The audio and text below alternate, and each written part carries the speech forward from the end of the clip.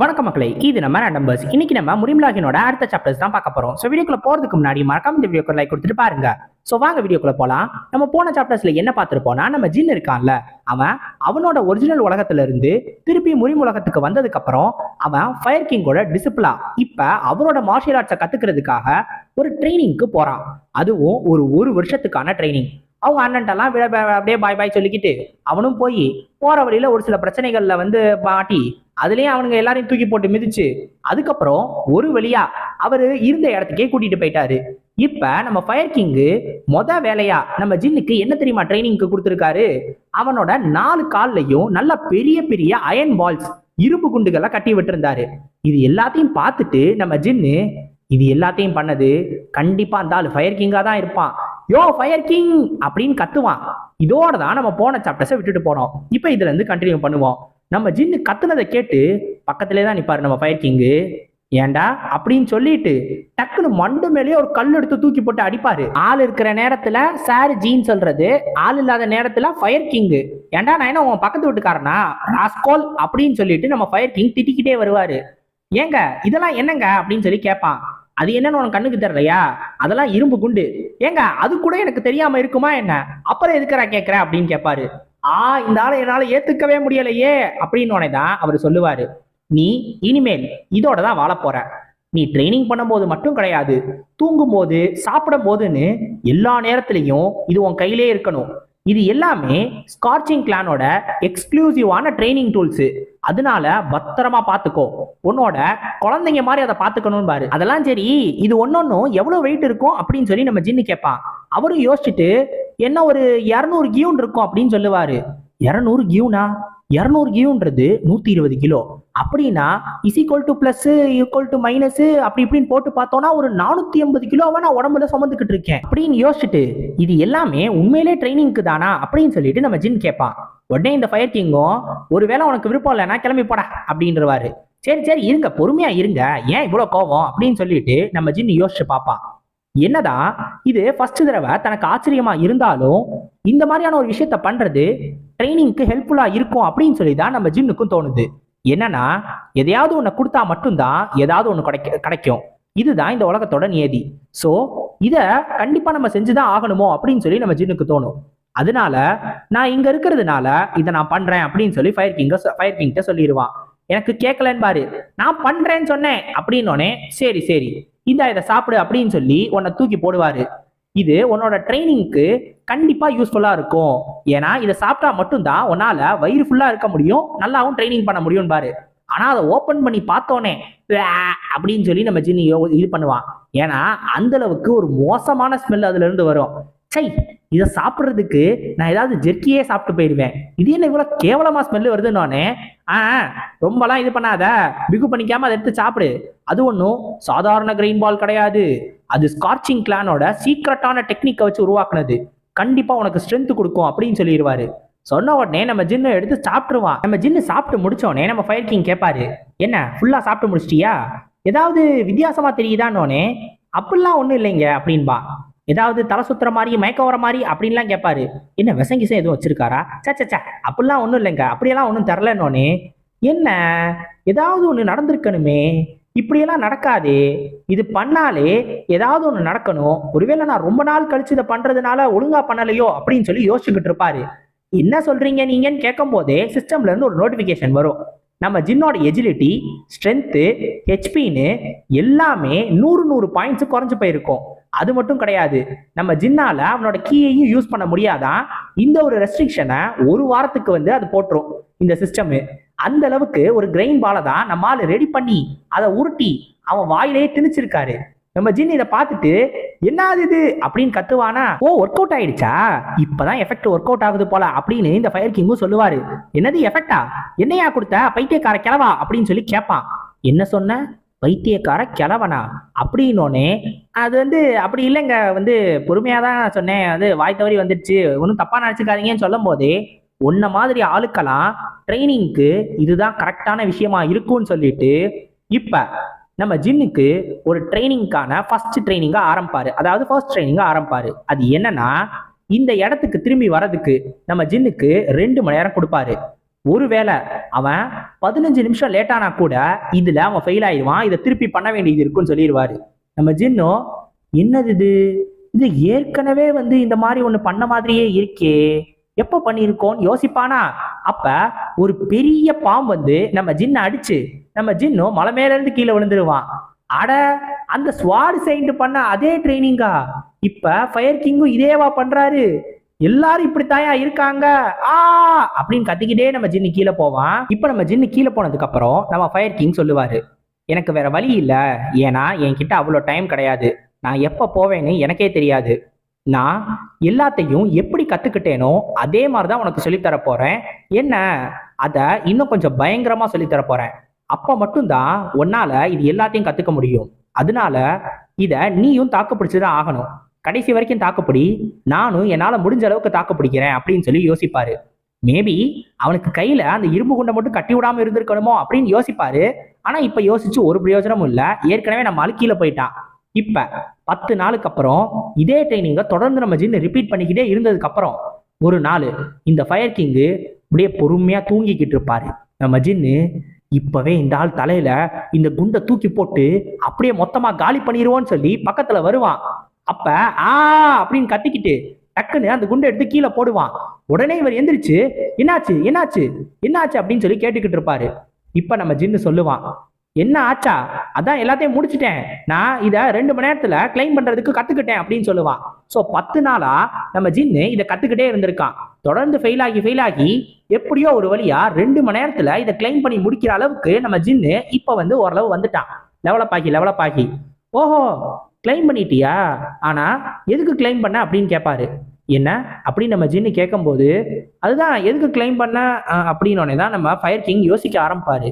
அப்படியே யோசிச்சுட்டு, ஓஹோ கிளைம் பண்ணிட்டியா, நல்லது, இப்ப நம்ம அடுத்த ஸ்டேஜுக்கு போலாம், இப்ப ஏற்கனவே அதை நான் ப்ரிப்பேர் பண்ணி வச்சுட்டேன், நீ ஆரம்பிக்கலாம் அப்படின்னு சொல்லுவாரு. நம்ம ஜின்னு திரும்பி பார்ப்பானா, பார்த்தா அந்த இடத்துல ஒரு அயன் வெஸ்ட் இருக்கும், அதாவது இரும்பு குண்டு மாதிரி ஒரு இரும்பு வெஸ்ட்.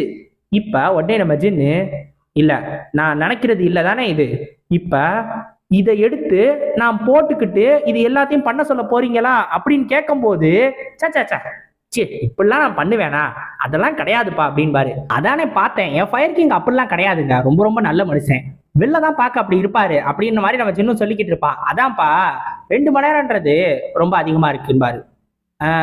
என்ன என்ன சொன்னீங்க அப்படின்னு கேட்கும்போது, அதேதான், நான் உனக்கு 1 மணி நேரம் தரேன், இதை போட்டுக்கிட்டு 1 மணி நேரத்துல போயிட்டு ஏறிட்டு வந்துருப்பாரு அந்த மவுண்டனுக்கு போ அப்படின்னு ரிப்பீட் மோட்ல அந்த கொஸ்ட ரிப்பீட் பண்ண சொல்லுவாரு, இன்னும் அதிக வெயிட்டோட. நம்ம ஜின்னு வேறக்கே ஆகாது, லாக் அவுட் அப்படின்பா. பார்த்தா கொஸ்டுக்கு நடுவுல நீங்க லாக் அவுட் பண்ண முடியாதுங்க. ஐயோ ராமா அப்படின்ற மாதிரி நம்ம ஜின்னு யோசிச்சுட்டு திரும்பியும் அதே மாதிரி நம்ம ஜின்னை கீழே தள்ளி விட்டுருவாரு. மறுபடியும் முதல்ல இருந்தா அப்படின்னு சொல்லி கத்திக்கிட்டே நம்ம ஜின்னு கீழே போவான். இப்ப இந்த ட்ரைனிங்காவது பரவாயில்லன்னு சொல்ற அளவுக்கு அடுத்த ட்ரைனிங் எல்லாம் பயங்கரமா இருக்கும். அடுத்த ட்ரைனிங் என்ன தெரியுமா, நல்லா ஒரு ஆர்ப்பரிக்கிற நீர்வீழ்ச்சிக்கு கீழே போய் நின்று 12 மணி நேரம் இது எல்லாத்தையும் போட்டுக்கிட்டு நம்ம ஜின்னு நிக்கணுமா. இல்ல இத பார்க்க கொஞ்சம் கஷ்டமா தெரியுது, ஒருவேளை இதுல 12 மணி நேரம் நின்னா நான் செத்தாலும் செத்துருவேனே அப்படின்னு சொல்லி நம்ம ஜின்னு கேட்கும் போது, நீ ஏற்கனவே நின்றுக்கியா அப்படின்னு சொல்லி கேட்பாரு. நம்ம ஜின்னு இல்ல எனக்கு புரியல அப்படின்னு சொல்லும் போது, ஏற்கனவே நின்னது இல்லைனா இப்ப போய் ட்ரை பண்ண அப்படின்றவாரு. நம்ம ஜின்னும் கஷ்டப்பட்டு 12 மணி நேரம் நின்றுட்டு வருவானா, உடனே அவனை பார்த்து நல்லா பண்ண, இப்ப இன்னொரு ஒரு 60 கிலோ சேர்த்து இன்னொரு ஒரு எக்ஸ்ட்ரா 12 மணி நேரம் நின்றுட்டு வா போ அப்படின்னு சொல்லி திரும்பி அந்த கொஸ்ட ரிப்பீட் மோட்ல பண்ண வச்சிருவாரு. இப்ப அடுத்த ட்ரைனிங்கு நம்ம ஜின்னு 10,000 புஷ்அப்ஸ் எடுக்கணும்.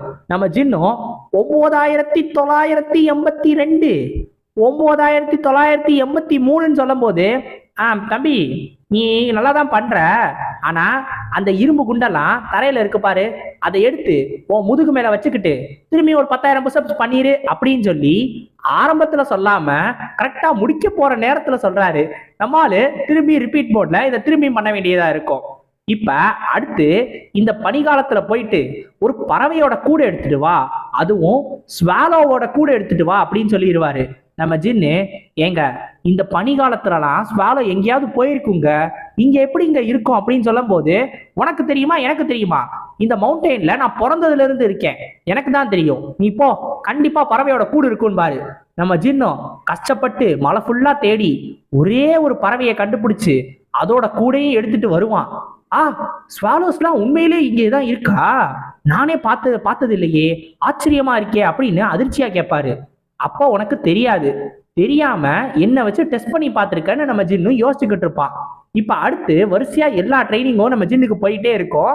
இப்ப இது எல்லாத்தையும் நம்ம ஜின்னு கரெக்டா பண்ண ஆரம்பிச்சிருவான். அதாவது எக்ஸாக்டா அவர் சொல்ற நேரத்துல சொல்ற மாதிரியே பண்ண முடியற அளவுக்கு வந்துருவான். இப்ப இதே ட்ரைனிங்க இன்னும் சூப்பரா மாத்தணும்ன்றதுக்காக என்ன தெரியுமா பண்ணுவாரு? நம்ம ஜின்னு ஒவ்வொரு நாளும் காலையில எந்திரிச்சு அந்த மவுண்ட் ஜிகுவா இருக்குல்ல, அதுல அவன் ஏறி ஏறி இறங்கினால, அதுவும் 1 மணி நேரத்துல அத 3 தடவை பண்ணணுமா. அதை பண்ணிட்டு 10,000 புஷ்அப்ஸ ஒரு கை வச்சு பண்ணணுமா, அதுவும் ஒவ்வொரு கைக்கும் பண்ணணுமா. அதை பண்ணி முடிச்சுட்டு அடுத்து ஹார்ஸ் ஸ்டாண்ட்ஸ்ல அந்த ட்ரைனிங், அந்த இதுக்கு வாட்டர் ஃபாலுக்கு கீழே நிக்கணும்ல, அதை 12 மணி நேரம் பண்ணணுமா. நம்ம ஜின்னும் கேட்பான், ஏங்க உங்களுக்கு என்ன மூளையில குழம்பி போச்சா அப்படின்னு கேட்கும்போது, தம்பி ஒருவேளை உனக்கு பேச விருப்பம் இருக்கு அப்படின்னா இன்னொரு 300 கிலோ சேர்த்துக்கிட்டு இது எல்லா ட்ரைனிங்கையும் பண்ணுன்றவாரு. உடனே நம்ம ஜின்னு அப்படின்னு சொல்லிட்டு இந்த ட்ரைனிங்கையும் பண்ண ஆரம்பிப்பான். அதுவும் டெய்லியும் பண்ண ஆரம்பிப்பான். அவர் சொன்ன மாதிரியே நம்ம ஜின்னும் இந்த ட்ரைனிங்லாம் பண்ணும்போது ஆரம்பத்துல அவனுக்கு ஒரு சில டவுட்ஸ் இருந்துச்சு. ஆனா போக போக இந்த ட்ரைனிங்கை பண்ண இதனால பலன் இருக்குன்றத நம்ம ஜின்னும் புரிஞ்சுக்கிட்டான். அதுதான் லெவலப். ஸோ தொடர்ந்து நம்ம ஜின்னு லெவலப் ஆகிக்கிட்டே இருந்திருக்கான். அது மட்டும் கிடையாது, இந்த மாதிரி ஒருத்தர் ரொம்ப எக்ஸாஸ்ட் ஆகும்போது, அதாவது அதிகமான அளவுக்கு தன்னோட பாடியை அவங்க யூஸ் பண்ணும்போது அவங்களுக்கு டைமும் வேகமா போற மாதிரி தெரியும். ஏன்னா முக்காவாசி நேரம் அவங்களுக்கு இதுலயே போயிடும், நம்ம ரெஸ்ட் எடுக்கிறதுலயே. ஆனா நம்ம ஜின்னுக்கு ரெஸ்டும் கிடையாது. தொடர்ந்து ட்ரைனிங் பண்ணிக்கிட்டே இருக்கிறதுனால டைம் எப்படி போகுதுன்னே தெரியாம ரொம்ப வேகமா டைம் போக ஆரம்பிச்சிடும். போக போக இந்த ட்ரைனிங்கும் ரொம்ப பயங்கரமா மாறிக்கிட்டே போகும். இன்னும் எக்ஸ்ட்ரா வெயிட்னு நம்ம ஜின்னும் இது எல்லாத்தையும் தொடர்ந்து பண்ணிக்கிட்டே இருந்திருப்பான். நம்ம ஜின்னு இப்ப ஒரு நாள் அதே மாதிரி அவனோட ட்ரைனிங்கை பண்ணிக்கிட்டு இருக்கும் போது இந்த சிஸ்டம்ல இருந்து நோட்டிபிகேஷன் வரும். அவனோட ட்ரைனிங்கை கம்ப்ளீட் பண்ணதுக்கு அப்புறம், நீங்க உங்க கை அப்புறம் கால்கான பஞ்சு கிக்குக்கான ட்ரைனிங்கை கம்ப்ளீட் பண்ணிட்டீங்க, எந்த ஒரு எரரும் இல்லாம இதை நீங்க தொடர்ந்து சூப்பராகவே பண்ணியிருக்கீங்க. ஸோ நீங்க இதுக்கப்புறம் ஏதாவது ஒரு மார்ஷியல் ஆர்ட்ஸ் இதை பேஸ் பண்ணி கத்துக்கிட்டீங்க அப்படின்னா, ஒரு ஃபிஸ்ட் டெக்னிக்கோ இல்லை ஒரு லெக் டெக்னிக்கோ கத்துக்கிட்டீங்கன்னா அது இன்னமும் உங்களுக்கு அதிகமான பூஸ்டப் ஆகும், உங்களுக்கு அதை ஈஸியா கத்துக்க முடியும் அப்படின்ற மாதிரி சொல்லும். ஏன்னா அவன் ட்ரைனிங் முடிச்சுட்டான். ஸோ அவனோட கை இப்ப இரும்பு மாதிரி இருக்கும். ஆனா அதுக்கான டெக்னிக்கை அவன் கிட்ட இல்லை, ஒரு மார்ஷியல் ஆர்ட்ஸ் டெக்னிக்கு. அதை ஒருவேளை கத்துக்கிட்டானா அது இன்னும் பவர்ஃபுல்லா இருக்கும் அப்படின்னு சொல்லி இந்த சிஸ்டம் சொல்லும். நம்ம ஜின்னும் இது கொஞ்சம் ஈஸியா தான் இருக்கணும் போல அப்படின்ற மாதிரி யோசிச்சுக்கிட்டு இருப்பான். இப்போ உடனே டக்குன்னு ஃபயர் கிங்கை திரும்பி பார்த்து, நான் எல்லாத்தையும் முடிச்சிட்டேன் ஓல்டு மேன் அப்படின்னு கூப்பிடுவான். ஆனா ஃபயர் கிங் எதுவுமே பேசாம அமைதியா அப்படியே தூங்கிக்கிட்டு இருப்பாரு. என்ன திரும்பி தூங்கிக்கிட்டு இருக்காரா அப்படின்னோடனே ஓல்டு மேன் கூப்பிட வருவானா. உடனே அவர் எந்திரிச்சு என்னாச்சுன்னு கேட்பாரு. நான் பஞ்சஸோ அப்புறம் கிக்கு அதுக்கான ட்ரைனிங்கை முடிச்சிட்டேன் பாரு. என்ன முடிச்ச அப்படின்னு கேட்பாரு. ஏங்க ட்ரைனிங்கை முடிச்சிட்டேங்கன்னொடனே, என்ன ட்ரைனிங்கு, எதுக்கு பஞ்சும் கிக்கையும் நீ பண்ண அப்படின்னு கேட்பாரு. ஏங்க நீங்க தானே இங்க பண்ண சொன்னீங்க இந்த ட்ரைனிங்க. என்னது நான் சொன்னேனா, நான் இப்போ உன்ட்ட சொன்னேன்னு கேட்பாரு. நம்ம ஜின்னுக்கு எதுக்கு இந்த ஆள் இதே பண்ணிக்கிட்டே இருக்காரு. ஏங்க அதிகமாக தான் ட்ரைனிங் பண்ணணும்னா அதை சொல்லிடுங்க, நான் கண்டிப்பா பண்ணதான் போறேன், நீங்க சொல்லலைனாலும் பண்ணதான் போறேன், அதுக்காக இப்படிலாம் பண்ணாதீங்க அப்படின்னு சொல்லும் போது அவரு யோசிச்சுக்கிட்டே இருப்பாரு. என்ன நான் என்ன உன்கிட்ட விளையாண்டுக்கிட்டு இருக்கேன்னு நினைக்கிறியா, நீ என்ன சொல்றேன்னே எனக்கு புரியல, நான் உன்னை பார்த்துக்கிட்டு தானே இருக்கேன்னு சொல்லும் போதுதான் டக்குன்னு இவருக்கு ஞாபகம் வரும். உடனே ஓஹோ ட்ரைனிங்கை முடிச்சிட்டியா அப்படின்னா திரும்பியும் போய் பஞ்சஸ் அண்ட் கிக் ட்ரைனிங்கை திரும்பியும் பண்ணு அப்படின்னு சொல்லிடுவாரு. இப்போ நம்ம ஜின்னு உடனே அமைதியா இருந்து, ஓல்ட் மேன் உங்களுக்கு முடியலை தானே அப்படின்னு சொல்லி கேட்பான். இதை கேட்ட உடனே தான் நம்ம ஃபயர் கிங்கும் அப்படியே அமைதியா இருந்துட்டு, என்னை ஃபாலோ பண்ணிட்டு வா, நான் உன்னை ஒரு இடத்துக்கு கூட்டிட்டு போகணும் அப்படின்னு சொல்லுவாரு. ஆக்சுவலா நம்ம ஃபயர் கிங்குக்கு ஒரு நோய் இருக்கு, டிமென்ஷியா. ஒரு மோசமான நோய் தான் நம்ம ஃபயர் கிங்குக்கு இருக்கு. இந்த டிமென்ஷியான்றது வெறும் மறதி மட்டும் கிடையாது, அதாவது பாஸ்ட மட்டும் மறந்து போறது கிடையாது, அதாவது நடந்த சம்பவங்களை மறந்து போகுதுன்னு சொல்லுவாங்கல்ல, அது மட்டும் இல்லாம டே டு டே லைஃப்ல நம்ம என்ன பண்ணணுன்றதையும் கூட நம்ம மறந்து போயிடுவோம். அந்த மாதிரியான விஷயத்தை தான் நம்ம டிமென்ஷியான்னு சொல்லுவோம். இது எக்ஸாக்டா ஒரு நோயின்னு சொல்றதை விட நிறைய கண்டிஷன்ஸ் ஒன்னா சேர்ந்தது தான் டிமென்ஷியா அப்படின்ற மாதிரி சொல்லுவாங்க. ஸோ எனக்கு புரிஞ்ச வரைக்கும் தான் நான் சொல்றேன், நான் எக்ஸாக்டான மீனிங் சொல்றேனான்னு எனக்கு தெரியல. அல்சீமர்ன்றது தான் மறதி வியாதி. ஸோ இந்த மாதிரியான ஒரு வியாதி தான் நம்ம ஃபயர் கிங்குக்கு இருக்கு. என்னதான் விஞ்ஞானம் எவ்வளவு வளர்ச்சி அடைஞ்சிருந்தாலும் இந்த மாதிரியான ஒரு விஷயத்த குணப்படுத்துறதுன்றது கஷ்டம், அதுவும் ஃபுல்லா குணப்படுத்துறதுன்றது கஷ்டம். ஆனா இதோட ப்ராக்ரஷனை நம்மளால கண்டிப்பா குறைக்க முடியும். இப்ப நம்ம ஜின்னை நம்ம ஃபயர் கிங் கூட்டிட்டு போயிட்டு இருப்பாரு. அப்ப நம்ம ஜின் யோசிப்பான், இதையே நான் யோசிக்கவே இல்லை, ஆரம்பத்துல இருந்தே இது நல்லாவே எனக்கு தெரிய வந்துச்சு, ஆனா நான் தான் இதை ஒழுங்கா கவனிக்காம போயிட்டேன். அவரு எனக்கு ட்ரைனிங் கொடுக்க ஆரம்பிச்சதுல இருந்து ரொம்ப அதிகமா தூங்க ஆரம்பிச்சாரு. அதே மாதிரி நிறைய விஷயங்களை மறந்து போய்கிட்டே இருந்தாரு. இது எல்லாத்தையும் ஒழுங்கா கவனிச்சிருந்தேன்னா நான் இதை கண்டிப்பா கண்டுபிடிச்சிருக்க முடியும். ஆனா நான் இது எல்லாத்தையும் கண்டுக்காம போனதுக்கான காரணம், அதுவும் ஒரே காரணம் என்னன்னா, இவரு fire king, the great fire king சியோக் ஜியோங்காங். அப்படி ஒரு சுப்ரீம் பீக் மார்ஷியல் ஆர்ட்ஸ் ஆர்டிஸ்டுக்கு இப்படி ஒரு பிரச்சனை வருமா அப்படின்றத மாதிரி தான் நான் யோசிச்சுக்கிட்டு இருந்தேன். ஆனா நேச்சருக்கு எதிராக யாராலையும் போக முடியாது. அந்த ஒரு காரணத்தினால தான் வயசு ஆக ஆக என்ன பிரச்சனைகள் வரணுமோ அது இவருக்கும் வந்துருச்சு அப்படின்ற மாதிரி நம்ம ஜின்னு யோசிச்சுக்கிட்டு இருப்பான். இப்ப நம்ம ஜின்னும் இந்த இரும்பு குண்டை கஷ்டப்பட்டு தூக்கிட்டு அந்த பக்கமா நடந்து போயிட்டு இருப்பான். அப்ப நம்ம ஃபயர் கிங்கு, நம்ம நடந்து போற பாதை இன்னும் கொஞ்சம் தூரம் இருக்கு, அதனால அது வரைக்கும் நம்ம கிளானோட ஹிஸ்டரியை பத்தி நான் உனக்கு சொல்றேன். ஒரு பல 100 ஆண்டுகளுக்கு முன்னாடி இந்த கிளானை முதல்ல உருவாக்குன அந்த ஆன்செஸ்டர் தான் அந்த ஒரு நேரத்துல ரொம்ப ரொம்ப ஸ்ட்ராங்கஸ்டான ஒரு ஆளா இருந்தாரு. இருந்தாலும் அவருக்கு நிறைய எனிமீஸ் இருந்தாங்க. அதுக்கப்புறம் வந்தது 2வது கிளான் லீடர் அப்படின்னு எக்கச்சக்க மொத்த பேரையும் பத்தி சொல்லிக்கிட்டு இருப்பாரு. இது வரைக்கும் வந்தவங்க எல்லார பத்தியும் சொல்லிக்கிட்டு இருப்பாரு. அதுக்கப்புறம் தான் இந்த கிளான்ல 17வது லீடர் வந்தாரு. அவரு இது வரைக்கும் கொண்டு வந்தவங்க எல்லாரோட லெகசியையும் அடுத்த கட்டத்துக்கு எடுத்துட்டு போகணும் அப்படின்னு எல்லாத்தையும் பண்ணாரு. ஆனா அதை ஃபுல்லா பண்ணாரான்னு கேட்டா இல்லைன்னா சொல்லணும். ஏன்னா 18வது ஆளா என்ன சூஸ் பண்ணியிருக்காரு. அதுதான் அவர் பண்ணதுலேயே பெரிய தப்பு. ஏன்னா என்னால அதை கொண்டு போக முடியுமா அப்படின்றது எனக்கு தெரியல. மேபி என்ன அதுக்கப்புறம் குறை கூட சொல்லலாம் அப்படின்ற மாதிரி நம்ம ஃபயர் கிங்கும் சொல்லிக்கிட்டு இருப்பாரு. இப்ப ஸ்கார்ச்சிங் கேவன் அப்படின்னு ஒரு இடத்துக்கு கூட்டிட்டு வந்துருவாரு. இந்த இடம் தான் மொத்த ஸ்கார்ச்சிங் கிளானுக்காக ஆரம்பம். இந்த கிளானோட எல்லா லெகசியும் இங்க இருந்து தொடங்க ஆரம்பிச்சதுதான். இப்ப இந்த ஒரு டோரை ஓபன் பண்ணி நம்ம ஜின்னையும் உள்ள கூட்டிட்டு போவாரு.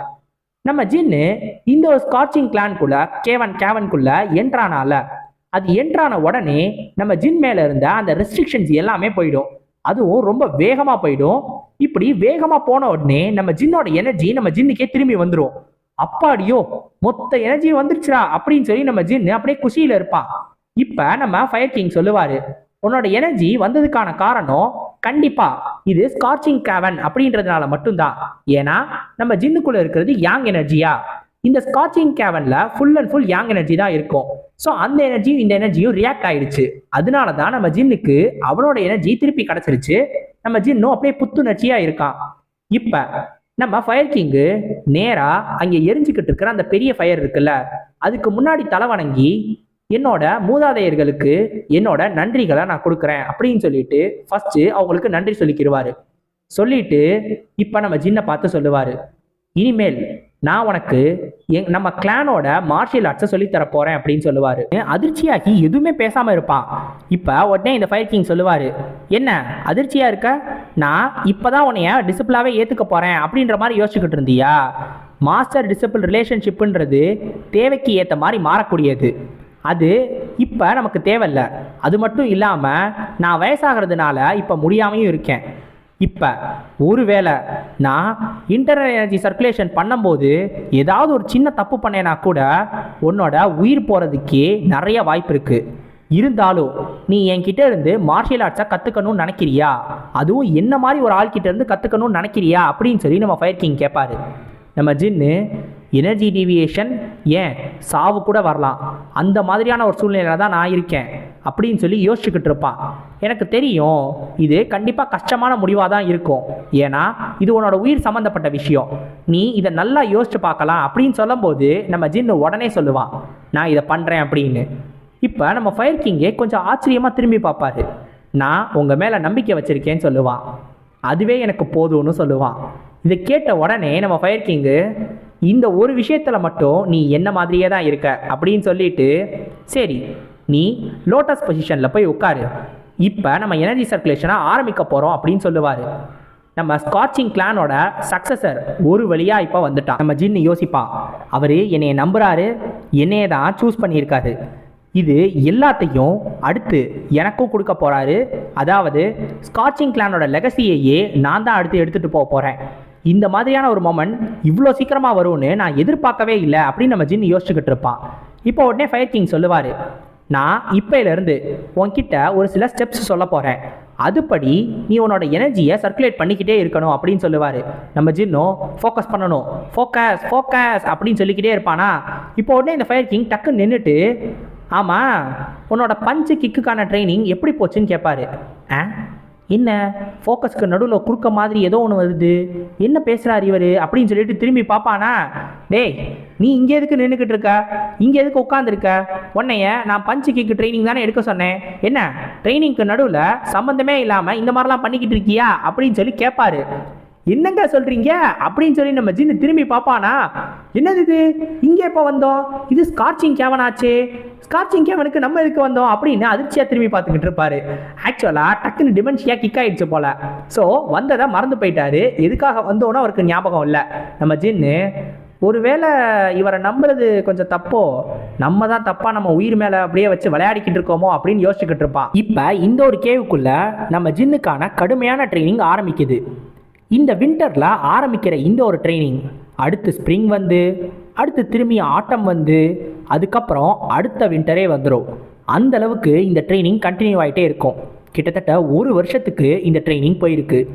இப்போ நம்மளுக்கு நம்ம அண்ணாத்தையே காட்டுவாங்க.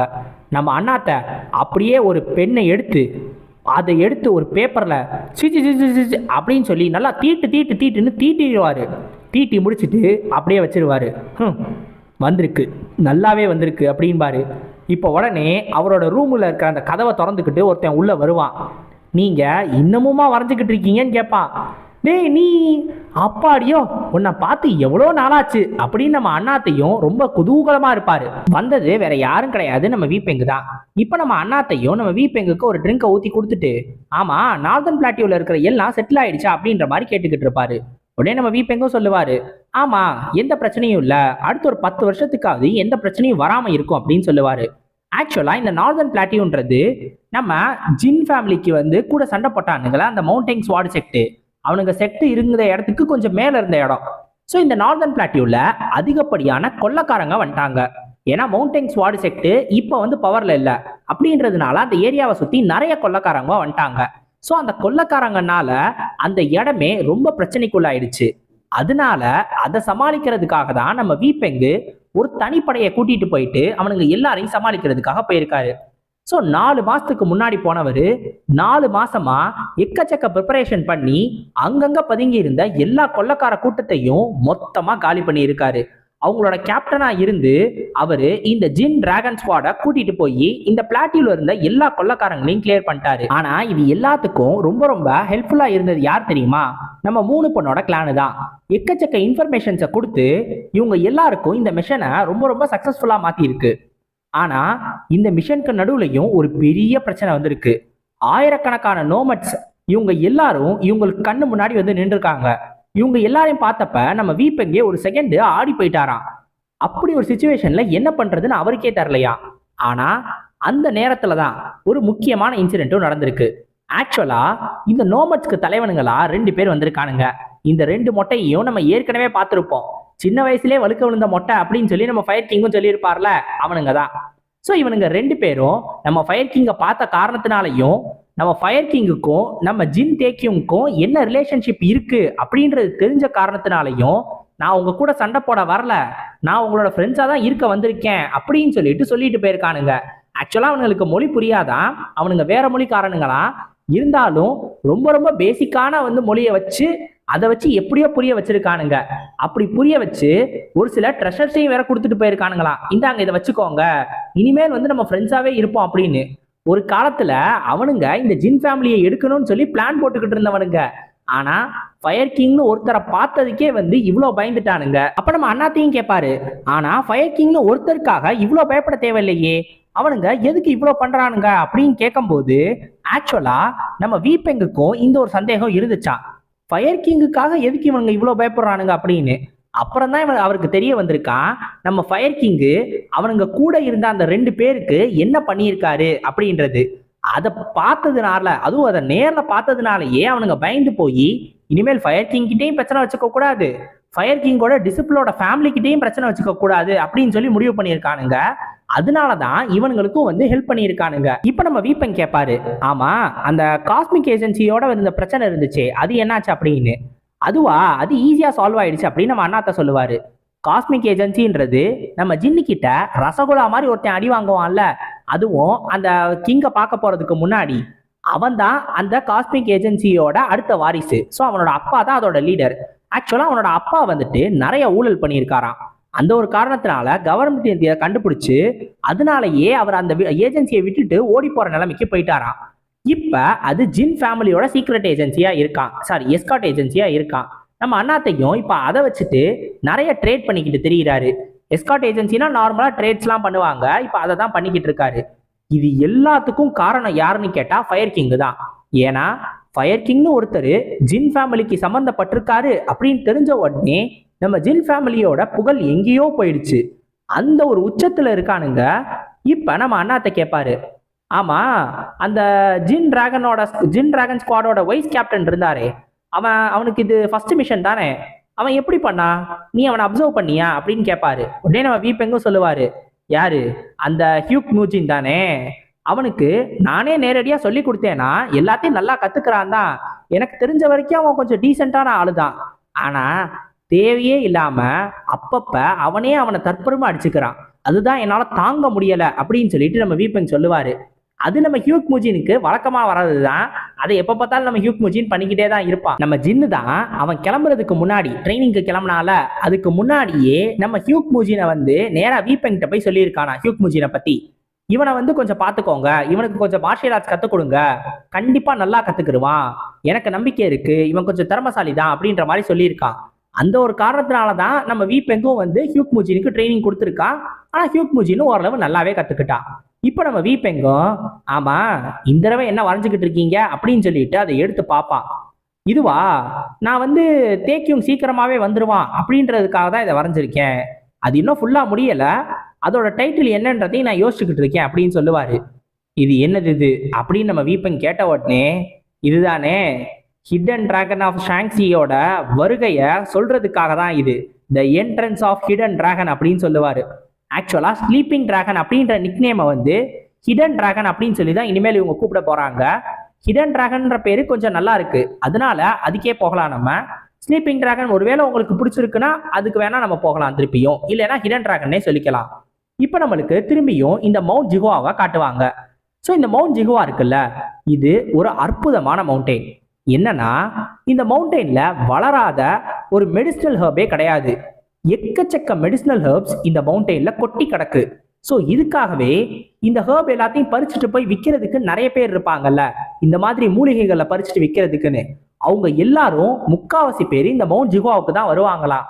அந்த மாதிரி வந்து எல்லாத்தையும் தேடுவாங்க. ஸோ அப்படிதான் இந்த இடத்துக்கு இன்னைக்கு ஒருத்தர் வந்திருக்காரு. ஆனா அவர் இவ்வளோ நேரம் தேடியும் கூட ஒரு மெடிசினல் ஹர்ப் கூட அவருக்கு கிடைக்கவே இல்லையா. அவரும் இன்னைக்கு போறதுக்குள்ள எப்படியாவது ஒன்னையாவது நான் கண்டுபிடிச்சிட்டு தான் நான் போவேன் அப்படின்னு சொல்லிட்டு அப்படியே போயிட்டு இருப்பாரு. அப்ப ஏதோ ஒரு வித்தியாசமா சவுண்டு கேட்கும். அப்பதான் அவர் யோசிச்சு பார்ப்பாரு, ஆமா இந்த மவுண்டெயின்ல வந்துட்டு மேல ஏதோ ஒரு பேய் இருக்கிறதா சொன்னாங்களே, அது கூட யாரை பார்த்தாலும் எரிச்சிருதான், அந்த பேய்கிட்ட மட்டும் நான் மாட்டிக்க கூடாது, இல்ல அந்த மாதிரி எதுவும் இருக்காது, நீ இந்த மாதிரிலாம் வந்து பயந்துகிட்டு இருக்க கூடாது, நீ போயிட்டு சாப்பாடு போடுறதுக்கு அங்கே 8 வாய் காத்துக்கிட்டு இருக்கு, மறந்துடாத அப்படின்னு சொல்லிட்டு அப்படியே வந்து யோசிச்சுட்டு போயிட்டு இருக்கும் போதே டக்குன்னு கல்லு பக்கத்துல ஒரு பேய் வந்து உட்காரும். ஐயோ பேயி அப்படின்னு இவரும் கத்துவாரு. ஹிஹி, நான் பேய் கிடையாது மனுஷன்தான் அப்படின்னு சொல்லி இன்னொருத்தனும் சொல்லிக்கிட்டு இருப்பான். இவன் யாருன்னு உங்களுக்கு தெரிஞ்சிருக்கோம், நம்ம ஜின்னு தான். உடனே ஜின்னை பார்த்த உடனே, என்ன மன்னிச்சு விட்டுருங்க, எனக்கு குழந்தைங்க வயசான அம்மான்னு நிறைய பேர் இருக்காங்க, என்னை அப்படியே உயிரோட விட்டுருங்கன்னொடனே நம்ம ஜின்னு டக்குன்னு நம்ம ஃபயர் கிங்கை திரும்பி பார்த்து, யோ தாத்தா நீ இந்த இடத்துல எந்த ஹேர்பும் இல்லைன்னு தானே சொன்ன அப்படின்னு சொல்லிட்டு கேட்பான். உடனே நம்ம ஃபயர் கிங்கும், ஓஹோ நீ ஹேர்பை தேடி தான் இங்க இந்த இடத்துக்கு வந்திருக்கியா, ஆனா நீ தப்பான இடத்துக்கு வந்துட்ட, உன்னோட டைமை வேஸ்ட் பண்ணாத, திரும்பி போயிடு, ஏன்னா இந்த இடத்துல எந்த ஒரு ஹேர்பும் இல்லைன்றவாரு. உடனே ஃபயர் கிங்கை பார்த்த உடனே இந்த கீழே நிக்கிறானே இவன் ஆஹா ஒரு தேவதன் அப்படின்னு வச்சுக்கலாம், இது எங்க இருந்து வந்துச்சுனே தெரியல, தயவு செஞ்சு எனக்கு உதவி செய்யுங்க அப்படின்னு சொல்லிட்டு அப்படியே வந்து அவர் காலிலே விழுந்துருவான். உங்களை உண்மையிலே வந்து டிவைன் ஸ்பிரிட்னு கூப்பிட்டுக்கிட்டு இருக்கான், 3 மாசத்துக்கு முன்னாடி தானே நடந்துச்சு. நீங்க விட்டா டிவைன் ஸ்பிரிட்டாவே மாறி இருப்பீங்க. மறதியில என்னென்னமோ பண்ணிக்கிட்டு தெரிஞ்சீங்களே. எனர்ஜி சர்க்குலேஷன் மட்டும் தப்பா போயிருந்துச்சு. அன்னைக்கே நீங்க மேல போய் மேல இருந்து என்னைய பாத்துக்கிட்டு இருந்திருப்பீங்க. இன்னைக்கு இங்கே இருக்கீங்க அப்படின்னு சொல்லிக்கிட்டு இருப்பான். உடனே அவனை ஒரு அந்த பக்கமா நம்ம ஜின்னை தள்ளி விட்டுருவாரு. ஒன்ன மாதிரி ஆளுக்காக போயிட்டு நான் இந்த ஹர்ப் எல்லாத்தையும் பறிச்சு கொடுத்தேன் பாரு, நான் இதெல்லாம் பண்ணியிருக்கவே கூடாது அப்படின்னு சொல்லி நம்ம ஃபயர் கிங் சொல்லும் போது உடனே இந்த ஜின்னு ஏப்பம் விடுவான். இந்த மாதிரிலாம் பண்ணிக்கிட்டு தெரியறியா அப்படின்ற மாதிரி அவர் கோவப்பட்டுக்கிட்டு இருப்பாரு. இப்ப உடனே அவரும் அந்த கீழே நின்னார்ல அந்த ஹர்பை தேடி வந்தவர், இதுக்கு மேல ஒன்றும் கிடைக்காது, நான் வீட்டுக்கே போறேன் அப்படின்னு சொல்லிட்டு வீட்டுக்கு கிளம்புவாரு. உடனே நம்ம ஜின்னு மிஸ்டர் வெயிட் பண்ணுங்க அப்படின்னு சொல்லிட்டு நேரா போயிட்டு ஒரு கின்சங்க எடுத்து அவர் கையில கொடுப்பான். இதை வேணா எடுத்துக்கிறீங்களா அப்படின்னு. ஆனா இது நீங்க ஏன்ட்ட கொடுக்குறீங்களா, ஏன் அப்படின்னு கேட்கும்போது ஒன்றும் இல்லை, நீங்க இப்படியே திரும்பி போனீங்கன்னா உங்களுக்கு ஒண்ணுமே கிடைக்காது, அதனால நீங்க அட்லீஸ்ட் போறதுக்காவது உங்க செலவுக்கு காசு வேணும்ல, இதை வச்சுக்கோங்க, இதை வச்சு பார்த்துக்கோங்க அப்படின்னு சொல்லுவாரு. இப்போ உடனே நம்ம ஃபயர் கிங் கேட்பாரு, அது ஒன்றும் அவ்வளோ பெரிய விஷயம் கிடையாதே, அதை போய் கொடுக்குறியே, அதனால அவருக்கு என்ன கிடைக்கிற போது, நீ வேற ஏதாவது கூட அப்படின்னு சொல்லும் போது நம்ம ஜின்னு என்கிட்ட வேற எதுவும் இல்லை, இது மட்டும்தான் இருந்துச்சு அப்படின்னு சொல்லுவான். இல்ல உண்மையான மனுஷனா உண்மையிலே கருணையோட இருக்கணும், நீ அதை கொடுக்கறதுக்கு பதிலா ஒரு சில்வர் ஞாங்க அவருக்கு கொடு அப்படின்னு சொல்லுவாரு நம்ம ஃபயர் கிங்கு. உடனே நம்ம ஜின்னும் கேட்பான், சில்வர் ஞாங்கா, அதுக்கு நான் எங்க போறது அப்படின்னோடனே, ஆஹா நீங்க அப்படி வரீங்களா, ஓகே ஓகே அப்படின்னு சொல்லிட்டு நம்ம ஜின்னும் கொஞ்சம் நடந்து போய் இங்க யாருக்காவது மவுண்டைன் கிங்சங் வேணுமா அப்படின்னு சொல்லிட்டு நல்லா கத்தி சொல்லுவான். அந்த மொத்த மவுண்டெயினுக்கும் கேட்குற மாதிரி அப்படியே எக்கோ ஆயிட்டு இருக்கும். அவனோட கீயை வச்சு சவுண்ட் டிரான்ஸ்மிஷன் மூலமா சொல்லியிருப்பான் போல. இப்ப இதை கேட்டுட்டு நான் அதை வாங்கிக்கிறேன் அப்படின்னு சொல்லி அந்த நாம்குங் கிளானோட பேட்ரியாக்கே வருவாரு. அப்படியா, அது 100 சில்வர் ஞாங்கு அப்படின்னு சொல்லி நம்ம ஜின்னும் சொல்லுவான். இப்ப ஃபயர் கிங் சொல்லுவாரு, இல்ல 300 சில்வர் ஞாங்கு, நீ இங்க ஆன்ஹுயிலேயே ரொம்ப ரொம்ப ரிச்சஸ்டான ஒரு ஆளு தானே, அப்ப அந்த காசை உன்னால கொடுக்க முடியும் தானே அப்படின்னு கேட்பாரு. கண்டிப்பா, ஃபயர் கிங் மாதிரி ஒருத்தரை பார்க்கறதுக்கு சந்தர்ப்பம் கிடைக்குதுன்னா எவ்வளோ வேணாலும் கொடுக்கலாம், நான் அதை 300 சில்வர் ஞாங்க்கு வாங்கிக்கிறேன்னு சொல்லிட்டு அவரும் வாங்கிக்கிடுவாரு. இப்ப நம்ம ஜின்னு கேட்பான், நான் உங்க பேரை தெரிஞ்சுக்கலாமா அப்படின்னு. என்னோட பேரு நாம்குங் ரியோங், நான் தான் நாம்குங் ஃபேமிலியோட பேட்ரியாக்னு சொல்லுவாரு. இப்போ நம்மளுக்கு இந்த நாம்குங் ஃபேமிலியை பத்தி தான் காட்டுறாங்க. ஆக்சுவலா இந்த நாம்குங் ஃபேமிலி இருக்குல்ல, இது இந்த மொத்த முரிம்லையும் 5 கிரேட் ஃபேமிலிஸ்ல ஒரு ஃபேமிலி. 10 கிரேட் செக்டரோட சேர்ந்து 5 கிரேட் ஃபேமிலிஸ்னு ஒன்று இருக்கும். அதுல one of the great family தான் இந்த நாம்குங் ஃபேமிலி. இவனுங்க கிட்ட மொத்தம் இருக்கிற ஃபேமிலி மெம்பர்ஸே 100 பேருக்கு மேல இருப்பானுங்க. இவனுங்க எல்லாருமே மார்ஷியல் ஆர்டிஸ்ட். இது மட்டும் இல்லாம எக்ஸ்டர்னலா நிறைய கனெக்ஷன்ஸ் இருக்கும்ல, அதாவது நாம்குங் ஃபேமிலியை சேர்ந்தவங்களே இருப்பாங்க, ஆனா டைரக்ட் ஃபேமிலி மெம்பரா இல்லாம எக்ஸ்டர்னல் மெம்பரா இருப்பாங்க. அந்த மாதிரி சேர்த்து 1000 கணக்கில் இருக்காங்க. ஸோ இவ்வளோ பெரிய ஃபேமிலி இது. மொத்த ஆன்ஹியூ இருக்குல்ல, இந்த மொத்த ஆன்ஹியூ இருக்கும், இதுக்கு ரூலர்னு சொல்லலாம். அந்த அளவுக்கு பெரிய ஆளுங்க. அந்த ஒரு காரணத்தினால தான் ஜோப்பில்னு ஒருத்தன் இந்த ஆன்ஹுயில இருக்கிற மக்கள் எல்லாரையும் தேவையே இல்லாம கொல்ல ஆரம்பிச்சான் அப்படின்னு தெரிஞ்ச உடனே அதுக்காக கோவப்பட்டு அதுவும் அவன் ஃபயர் கிங்கோட டிசிப்ளின் தெரிஞ்ச உடனே நம்ம ஃபயர் கிங்கிட்ட பேசுறதுக்காகவும் வந்தாங்க. இப்ப அந்த ஒரு நாம்குங் ஃபேமிலிக்கு தான் நம்ம ஜின்னும் நம்ம ஃபயர் கிங்கும் வந்திருக்காங்க. ஸோ இப்போ நம்ம ஜின் கேட்பான், அன்னைக்கு உங்களை பார்க்க வந்தவர் ஹெவன்லி ஸ்வாட் கிங் தானே அப்படின்னு சொல்லிட்டு. ஸோ இவரும் 10 கிங்ஸ்ல ஒரு ஆள் தான் போல. இப்ப நம்ம ஃபயர் கிங்கும் சொல்லுவாரு, ஆமா, அன்னைக்கு ஜோப்பில் பத்தின உண்மைகள் எல்லாத்தையும் என்கிட்ட வந்து சொன்னது அவர் தான். அவருக்கு நான் ஒரு பெரிய கடன் பட்டிருக்கேன் அப்படின்னு சொல்லிட்டு நம்ம ஃபயர் கிங் சொல்லுவாரு. ஏன் அப்படின்னா, அன்னைக்கு நம்ம ஃபயர் கிங்கு ஜோப்பில தப்பிக்க விட்டதுக்கு அப்புறம் ஒருவேளை இந்த ஹெவன்லி ஸ்வாட் கிங் மட்டும் அந்த ஜோப்பில அன்னைக்கே கொல்லணும்னு நினைச்சிருந்தாரு, கண்டிப்பா கொண்டிருப்பாரு. ஆனா ஃபயர் கிங்கோட முகத்துக்காக அப்படியே விட்டுட்டாரு. அதனாலதான் இவருக்கு ஒரு பெரிய கடன் பட்டிருக்கேன் அப்படின்னு சொல்லிட்டு நம்ம ஃபயர் கிங் சொல்லுவாரு. இப்போ உடனே நம்ம ஜின்னும் கேட்பான், ஆமா, அவர் எந்த மாதிரி ஆளு, அவர் எப்படிப்பட்ட ஆளு அப்படின்னு கேட்கும்போது, நான் அவனை 2 தடவை தான் பார்த்துருக்கேன், ஆனா எனக்கு தெரிஞ்ச வரைக்கும் அவன் ஸ்வாடு மேல பைத்தியமா இருக்கிற ஒரு ஆளு அப்படின்னு சொல்லிட்டு நம்ம ஃபயர் கிங் சொல்லுவாரு. அந்த ஒரு காரணத்தினாலதான் ஹெவன்லி ஸ்வாட் கிங்னே பேர் இருக்கு. ஸோ ஒரு ஸ்வாடுன்னு அந்த ஸ்வாடுக்காகவே வாழக்கூடிய ஒரு ஆளு தான் அந்த ஆளு. அது மட்டும் கிடையாது, அவரை புரிஞ்சுக்கிறது ரொம்ப கஷ்டம்னு சொல்லிட்டு நம்ம ஃபயர் கிங் சொல்லுவார். ஏன்னா அன்னைக்கு நம்ம ஜோப்பில எதுவும் பண்ணாம அப்படியே விட்டதுக்காக நம்ம ஃபயர் கிங் கிட்ட வந்து ஏன் கூட ஒரு சண்டை போடுங்க, அதாவது ஒரு டியூவல் பண்ணுங்க அப்படின்னு சொல்லி கேட்டிருப்பாராம். அந்த மாதிரியான ஒரு ஆள் தான் இந்த ஹெவன்லி ஸ்வாட் கிங். ஏன்னா இந்த ஜோப்பில் அவங்க ஊர்ல இருக்கிற எக்கச்சக்க மக்களை கொண்டிருக்கான். இருந்தாலும் அவனை உயிரோட விட்டுட்டு அதுக்காக அவனோட மாஸ்டர் கிட்ட வந்து ஒரு சண்டை வேணும் அப்படின்னு சொல்லி கேட்டிருக்காரு. இப்ப எப்படிப்பட்ட ஆளா இருப்பாருன்னு யோசிச்சு பாருங்க.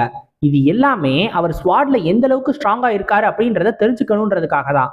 ஃபயர் கிங் கூட சண்டை போட்டாதானே அதை தெரிஞ்சுக்க முடியும். இதுக்காகவே அப்படி விட்டுருக்காரு. ஸோ அப்படி ஒரு அப்சஸ்டான ஆளு தான் இந்த ஹெவன்லி ஸ்வாட் கிங். இப்போ நம்ம ஜின்னும் கேட்பான், ஆமா அந்த டியூவல்ல யார் ஜெயிச்சது அப்படின்னு. உடனே நம்ம ஃபயர் கிங்கு அந்த டியூவல் நடந்து அடுத்த நாள் இந்த ஹெவன்லி ஸ்வாட் கிங் ஐசோலேட்டட் ட்ரைனிங் போயிட்டாரு அப்படின்னு சொல்லிட்டு நம்ம ஃபயர் கிங் சொல்லுவாரு. ஆக்சுவலா தோத்து போயிட்டு ஐசோலேட்டட் ட்ரைனிங் போயிட்டாராம். தோத்து போன அந்த ஒரு விரக்தியில இந்த நம்ம ஜின் மூவ் பண்ணால அதே மாதிரி தான் அவரும் போயிருக்காரு. ஆனா அன்னைக்கு மேட்ச்ல யார் வேணாலும் ஜெயிச்சிருக்கலாமா, ஒரு சின்ன டிஃபரன்ஸ்ல தான் நம்ம ஃபயர் கிங் ஜெயிச்சாரு. அதுவும் இல்லாம அது நடந்தது 20 வருஷத்துக்கு முன்னாடி. இப்ப அவர் கண்டிப்பா ஸ்ட்ராங்கா மாறி இருக்கணும். அப்பவே நம்ம ஃபயர் கிங் ஜெயிச்சது ஒரு சின்ன டிஃபரன்ஸ்ல தான். இப்ப யார் வேணாலும் ஜெயிக்கலாம் அப்படின்னு சொல்லிட்டு தான் நம்ம ஃபயர் கிங் சொல்லுவாரு. உடனே நம்ம ஜின்னும் சொல்லுவான், அதை பத்தியெல்லாம் ஏன் கவலைப்படுறீங்க, நம்ம என்ன சண்டை போடவா வந்திருக்கோம், அவரோட பர்த்டே பார்ட்டிக்கு தானே வந்திருக்கோம் அப்படின்னு சொல்லுவான். பர்த்டே பார்ட்டியா, அவரோட பர்த்டேவை எப்போ வேணாலும் மாத்திக்கிடுவாரு. ஏன்னா வருஷத்துல எந்த நாள் அவர் நினைக்கிறாரோ அந்த நாள்ல தான் அவரோட பர்த்டே வருமா. அந்த மாதிரி ஒரு ஆள் தான் இந்த ஹெவன்லி ஸ்வாட் கிங். இப்ப கூட இந்த பர்த்டே அப்படி இப்படின்னு சொல்லி இவங்க 2 பேரையும் கூட்டிட்டு வந்ததுக்கு காரணம் கண்டிப்பா நம்ம ஃபயர் கிங் கூட திருப்பியும் அந்த சண்டையை போடணும் அப்படின்றதுக்காக மட்டும்தான். ஏன்னா மவுண்ட் ஜிகுவாவுக்கு எப்ப நம்ம ஃபயர் கிங்கும் ஜின்னும் வந்தாங்களோ ஒரு வருஷத்துக்கு முன்னாடி, அப்பையில இருந்தே இவங்களை கண்காணிக்கிறதுக்கு ஆள் போட்டிருப்பாரு. இவங்கள கண்காணிச்சுக்கிட்டே இருந்திருப்பாரு. இவங்க எந்த நாள் கீழே இறங்கி வராங்களோ அந்த நாளை கரெக்டா தெரிஞ்சுக்கிட்டு அதுக்கேத்த மாதிரியே அன்னைக்குதான் தன்னோட பிறந்த நாள்னு சொல்லி இவங்களை இங்க கூப்பிடவும் வச்சிருக்காரு. அந்த அளவுக்கு இந்த மேட்ச்க்காக அவர் வெயிட் பண்ணிக்கிட்டு இருக்காரு. அதுவும் 20 வருஷமா. அவரை பொறுத்த வரைக்கும் வேற எந்த நாளுமே முக்கியமான நாள் கிடையாது, அவரு சாகர நாளை தவிர. ஏன்னா அவர் சாகர நாள்ல மட்டும்தான் அவரோட ஸ்வாடை கீழே வைக்க வேண்டியதா இருக்கும் அப்படின்னு சொல்லிட்டு நம்ம ஃபயர் கிங் சொல்லுவாரு. இது கேட்ட உடனே நம்ம ஜின்னு யோசிப்பான், உண்மையிலேயே கிரேசியான ஒரு ஆளு தான் இந்த ஹெவன்லி ஸ்வாட் கிங் அப்படின்னு. இப்போ ஒரு பொண்ணு வந்துட்டு உங்களை பார்க்கறதுக்காக பேட்ரியாக் வெயிட் பண்ணிட்டு இருக்காரு அப்படின்னு சொல்லிட்டு நம்ம ஜின்னை கூட்டிட்டு போகும். நம்ம ஜின்னும் அவரை பார்க்கறதுக்காக போவான்.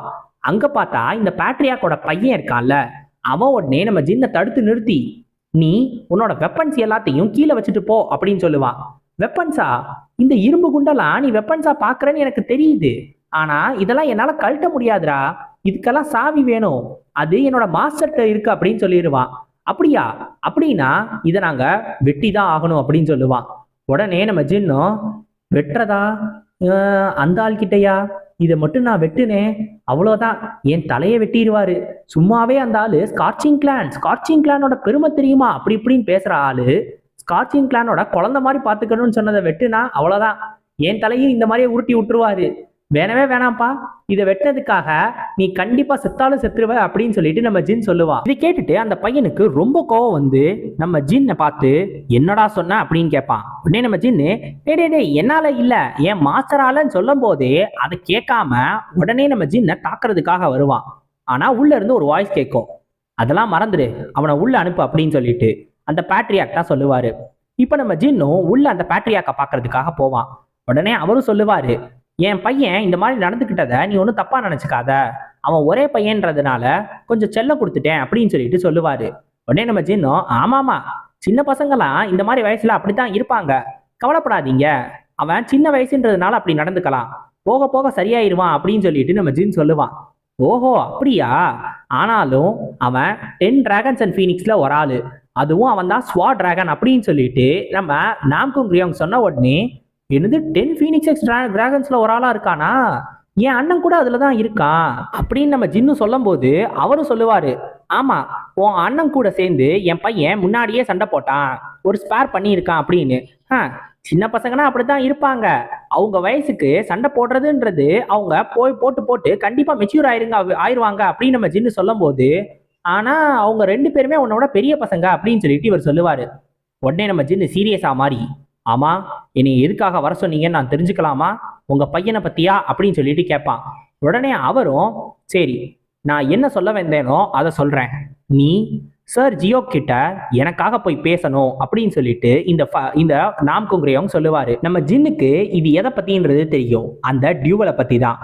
இவங்க 2 பேருக்கு நடுவுல நடந்த அந்த மேட்ச் இருக்குல்ல 20 வருஷத்துக்கு முன்னாடி, அது நடந்தப்ப நம்ம ஃபயர் கிங் ஒரு சின்ன டிஃபரன்ஸ்ல தான் ஜெயிச்சிருப்பாரு. ஒருவேளை இப்ப இவங்க 2 பேருக்கும் ஒரு மேட்ச் நடந்துச்சுன்னா கண்டிப்பா அது ஒரு பெரிய பிரச்சனையாகும். ஏன்னா இவங்க 2 பேர்ல யாருக்கு எது நடந்தாலும் சரி, அது என்ன மாதிரியான எஃபெக்டை கிரியேட் பண்ணும்னு யாராலையும் சொல்ல முடியாது அப்படின்னு சொல்லிட்டு நம்ம நாம்குங் ரியோங் சொல்லுவாரு. இது கேட்டோடனே நம்ம ஜின்னும், நீங்க சொல்றதெல்லாம் எனக்கு புரியுது, ஆனா என்னோட மாஸ்டரை என்னால எப்படிங்க சமாளிக்க முடியும், நான் பேசினாலும் இருந்தாலும் கேட்க மாட்டாங்க, சும்மா சும்மா ஏதாவது எரிஞ்சு விழுந்துக்கிட்டே இருப்பான் அப்படின்னு நம்ம ஜின்னும் சொல்லுவான். இப்போ உடனே இந்த நாம்குங்ரியவங்க கத்துவாரு, நீ உனக்கு சுத்தமா புரியவே இல்லை, நான் என்ன சொல்ல வரேன்றத புரிஞ்சுக்கவே மாட்டேங்கிற, நீ போயிட்டு அவர்கிட்ட பேசுறதுக்கு ட்ரை பண்ணணும்லாம் நான் சொல்லல, நீ கண்டிப்பா போய் அவரை தடுத்தே ஆகணும், நான் அப்படிதான் சொல்றேன் அப்படின்னு சொல்லிட்டு சொல்லுவாரு. உடனே நம்ம ஜின்னும் கேட்பான், ஏங்க அப்படின்னா எதுக்காக எங்களை இந்த நாம்குங் ஃபேமிலிக்கு கூட்டிட்டு வந்தீங்க, விட்டுருந்தா நாங்களே வேற இடத்துக்கு போயிருப்போம்ல அப்படின்னு சொல்லுவான். நம்ம ஜின்னு கேட்கறது ஒரு கரெக்டான பாயிண்ட். இருந்தாலும் இந்த நாம்குங் ரியாங், சரி ஏதோ ஒண்ணு, நீ அவர்கிட்ட போய் பேசு, இதை எப்படியாவது தடுத்தே ஆகணும் அப்படின்னு சொல்லிடுவாரு. நம்ம ஜின்னு, இவனுங்களா ஒன்று பண்ணிட்டு நம்மளை போட்டு திட்டிக்கிட்டு இருக்கானுங்க பாரு அப்படின்னு வெளில வருவானா. உடனே இன்னொருத்தவன் மூஞ்சிக்கு முன்னாடி வந்து நம்ம ஜின்னை கத்துவான். எதுக்காக அப்படின்னா அவங்க அப்பா கிட்ட மரியாதையே இல்லாம பேசினானா, ஏன்னா கதவுக்கிட்டே காதை வச்சு ஒட்டி கேட்டுக்கிட்டு இருந்திருக்கான். நம்ம ஜின்னு நடுவுல கத்தி இருப்பான்ல, அதை கேட்டுட்டு அவங்க அப்பா கிட்ட மரியாதையே இல்லாம பேசிக்கிட்டு இருக்க அப்படின்னு சொல்லிட்டு கத்துவான். உடனே நம்ம ஜின்னு சொல்லுவான், நான் மரியாதையோட தான் பேசுனேன், என் மாஸ்டருக்கு எவ்வளவு மரியாதை கொடுப்பேனோ அதே அளவுக்கு மரியாதை தான் இவருக்கும் கொடுத்துருக்கேன், உனக்கு நம்பிக்கை இல்லைன்னா நீ என் மாஸ்டர்ட்டே போய் கேட்டுக்கோ அப்படின்னு சொல்லுவான். ஆனா அதெல்லாம் இவன் கேட்கவே மாட்டான். இவன் உடனே தன்னோட ஸ்வாடை அப்படியே வெளில எடுப்பான். பார்த்தா வெளில எடுக்கிற ஸ்வாடு திரும்பியும் அந்த ஸ்கபட்குள்ளேயே உள்ள போயிடும். நம்ம ஜின்னு தான் அங்க இருந்து வேகமா மூவ் பண்ணி வந்து இவனோட அந்த ஸ்வாடோட அந்த எஞ்சி ஹில்ட் இருக்குல்ல, அதுல தன்னோட காலை வச்சு திரும்பி அந்த ஸ்கபட்குள்ளேயே தள்ளிடுவான். இப்ப உடனே அவனை பார்த்து சொல்லுவான், அந்த ஸ்வாடு அடிக்கடி வெளில எடுத்துக்கிட்டே இருந்தீன்னா உயிருக்கே ஆபத்தா மாறிடும், யாருக்குன்னு உனக்கு புரியும்னு நினைக்கிறேன் அப்படின்னு சொல்லிட்டு அங்கிருந்து நம்ம ஜின் போயிடுவா. இப்ப உடனே அந்த பொண்ணு ஒன்னு கூட்டிட்டு வந்துச்சுல நம்ம ஜின்ன இந்த பேட்ரியா கிட்ட காட்டுறதுக்காக. இப்ப அந்த பொண்ணு கிட்டேயும் கேட்பான், பக்கத்துல ஆள் நடமாட்டம் கம்மியா இருக்கிற மாதிரி ஏதாவது மலை இருக்கா அப்படின்னு கேட்டுட்டு நேரா அந்த பொண்ணு சொன்ன மலைக்கு அப்படியே உள்ள நடந்து வந்துருவான். இப்ப உள்ள நடந்து வந்தோடனே நம்ம ஜின்னு ஒரு இடத்துக்கு போய் நின்றுட்டு, நீங்க இப்ப வெளில வரலாம் அப்படின்னு சொல்லிட்டு சொல்லுவான். இப்ப ஒருத்தர் வெளில வருவாரு. ஆக்சுவலா இவரு நம்ம ஜின்னை ஃபாலோ பண்ணிட்டு வந்திருக்காரு. யாருன்னு பார்த்தா ஹெவன்லி ஸ்வாட் கிங் தான். பரவாயில்ல அப்படின்னு சொல்லிட்டே வெளில வருவாரு. நம்ம ஜின்னும் ஹெவன்லி ஸ்வாட் கிங்குக்கு என்னோட மரியாதைகளை நான் செலுத்திக்கிறேன் அப்படின்பா.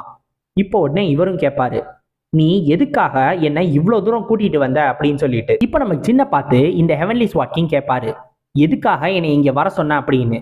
ஆக்சுவலா நம்ம ஜின்னு ஒரு காரணத்துக்காக தான் இங்க இவரை வர சொல்லியிருக்கான். அது இவருக்கும் நல்லாவே தெரியும். அது தெரிஞ்சுதான் இவரும் நம்ம ஜின்னை ஃபாலோ பண்ணிட்டு இவ்வளோ தூரம் வந்திருக்காரு. இப்ப எதுக்காக வர சொன்ன அப்படின்னு சொல்லிட்டு நம்ம ஜின்னை பார்த்து கேட்பாரு. நம்ம ஜின்னும் உடனே அவர் காலில் விழுந்து, நீங்க என் மாஸ்டர் கூட சண்டை போட போற அந்த ஒரு டியூவல் இருக்குல்ல, அந்த முடிவை கொஞ்சம் யோசிச்சு பார்க்கணும், அதை கொஞ்சம் மாத்திக்கணும் அப்படின்னு சொல்லுவான். என்னது, முடிவை மாத்திக்கணுமா, நான் எதுக்காக அதை பண்ணணும் அப்படின்னு இவர் கேட்கும்போது, என்னால உங்ககிட்ட ரீசனை சொல்ல முடியாதுன்னு சொல்லிடுவான். என்ன ரீசனை சொல்ல முடியாதா, ஒழுங்கா என்கிட்ட சொல்லுன்னு கேட்பாரு. அப்பையும் முடியாதுன்றவான். உடனே அவர் கோபமா கேட்கும் போதும் கூட முடியாதுன்னு சொல்லுவான்.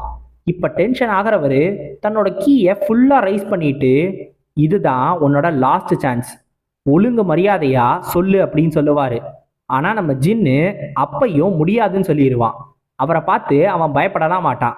உடனே எந்திரிக்க சொல்லி, சரி, ஆனா நம்ம கிராண்ட் பேட்ரியாக் ஜியோ கூட இந்த ஒரு டியூவலுக்காக நான் எத்தனை நாளா வெயிட் பண்ணேன்னு உனக்கு தெரியுமா, 20 வருஷமா அப்படின்னு சொல்லுவாரு. உடனே நம்ம ஜின்னும், எனக்கு தெரியும், அதனாலதான் இன்னும் ஒரே ஒரு வருஷம் மட்டும் உங்களை வெயிட் பண்ண சொல்றேன். என்னால எக்ஸாக்டா ரீசன் சொல்ல முடியாது, ஆனா என்னோட மாஸ்டர் அவரு ஃபுல்லான பிசிக்கல் கண்டிஷன்ல இல்ல, அதாவது பெர்ஃபெக்டான பிசிக்கல் கண்டிஷன்ல இல்ல. நீங்க இத்தனை வருஷமா வெயிட் பண்ணது அவரை ஈஸியா ஜெயிக்கிறதுக்கா என்ன அப்படின்னு சொல்லிட்டு நம்ம ஜின் கேட்பான். கேட்ட உடனே இந்த ஹெவன்லி ஸ்வாட் கிங்கும், பேட்ரியாக்கு உன்னை நல்லா தான் வளர்த்துருக்காரு, ஆனா என்ன நீ சீக்கிரமா சாக போறன்னு சொல்லுவாரு நம்ம ஜின்னை பார்த்து. சொல்லிட்டு தன்னோட ஸ்வாடையும் எடுப்பாரு. 3 மூவ்ஸ்.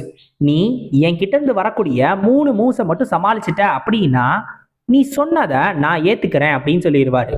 இப்போ நம்ம ஜின்னுக்கு கொஸ்டின் வந்துடும். நம்ம ஜின்னு உடனே அதை அக்செப்ட் பண்ணிடுவான். நீ உண்மையிலே கொஞ்சம் தைரியசாலி தான், ஆனா அதுவே உனக்கு வினையா மாறப்போகுது அப்படின்னு சொல்லுவாரு. உடனே நம்ம ஜின்னும் பரவாயில்ல, அது இருக்கலாம் இல்லாம கூட போகலாம், ஆனா சண்டை ஆரம்பிக்கிறதுக்கு முன்னாடி இந்த அயன் பால்ஸை மட்டும் நான் கழட்டிக்கிறேன்னு சொல்லி தன்னோட கையாலேயே அதை உடச்சி எடுத்துட்டு திருப்பியும் இப்ப இந்த சண்டைக்கு நம்ம ஜின்னும் ரெடி ஆயிடுவான். வெறும் 3 மூவ்ஸை மட்டும் நம்ம ஜின்னு சமாளிச்சாகணும். அப்படி சமாளிச்சுட்டானா கண்டிப்பா நம்ம ஜின்னோட ஆசையை இவர் நிறைவேற்றுவாரு. ஆனா இவரு அவ்வளோ சாதாரண ஒரு ஆள் கிடையாது. இவர்கிட்ட இருந்து வர 3 மூவ்ஸை நம்ம ஜின்னால சமாளிக்க முடியுமா இல்லையான்றது நமக்கு போக போக தான் தெரியும்.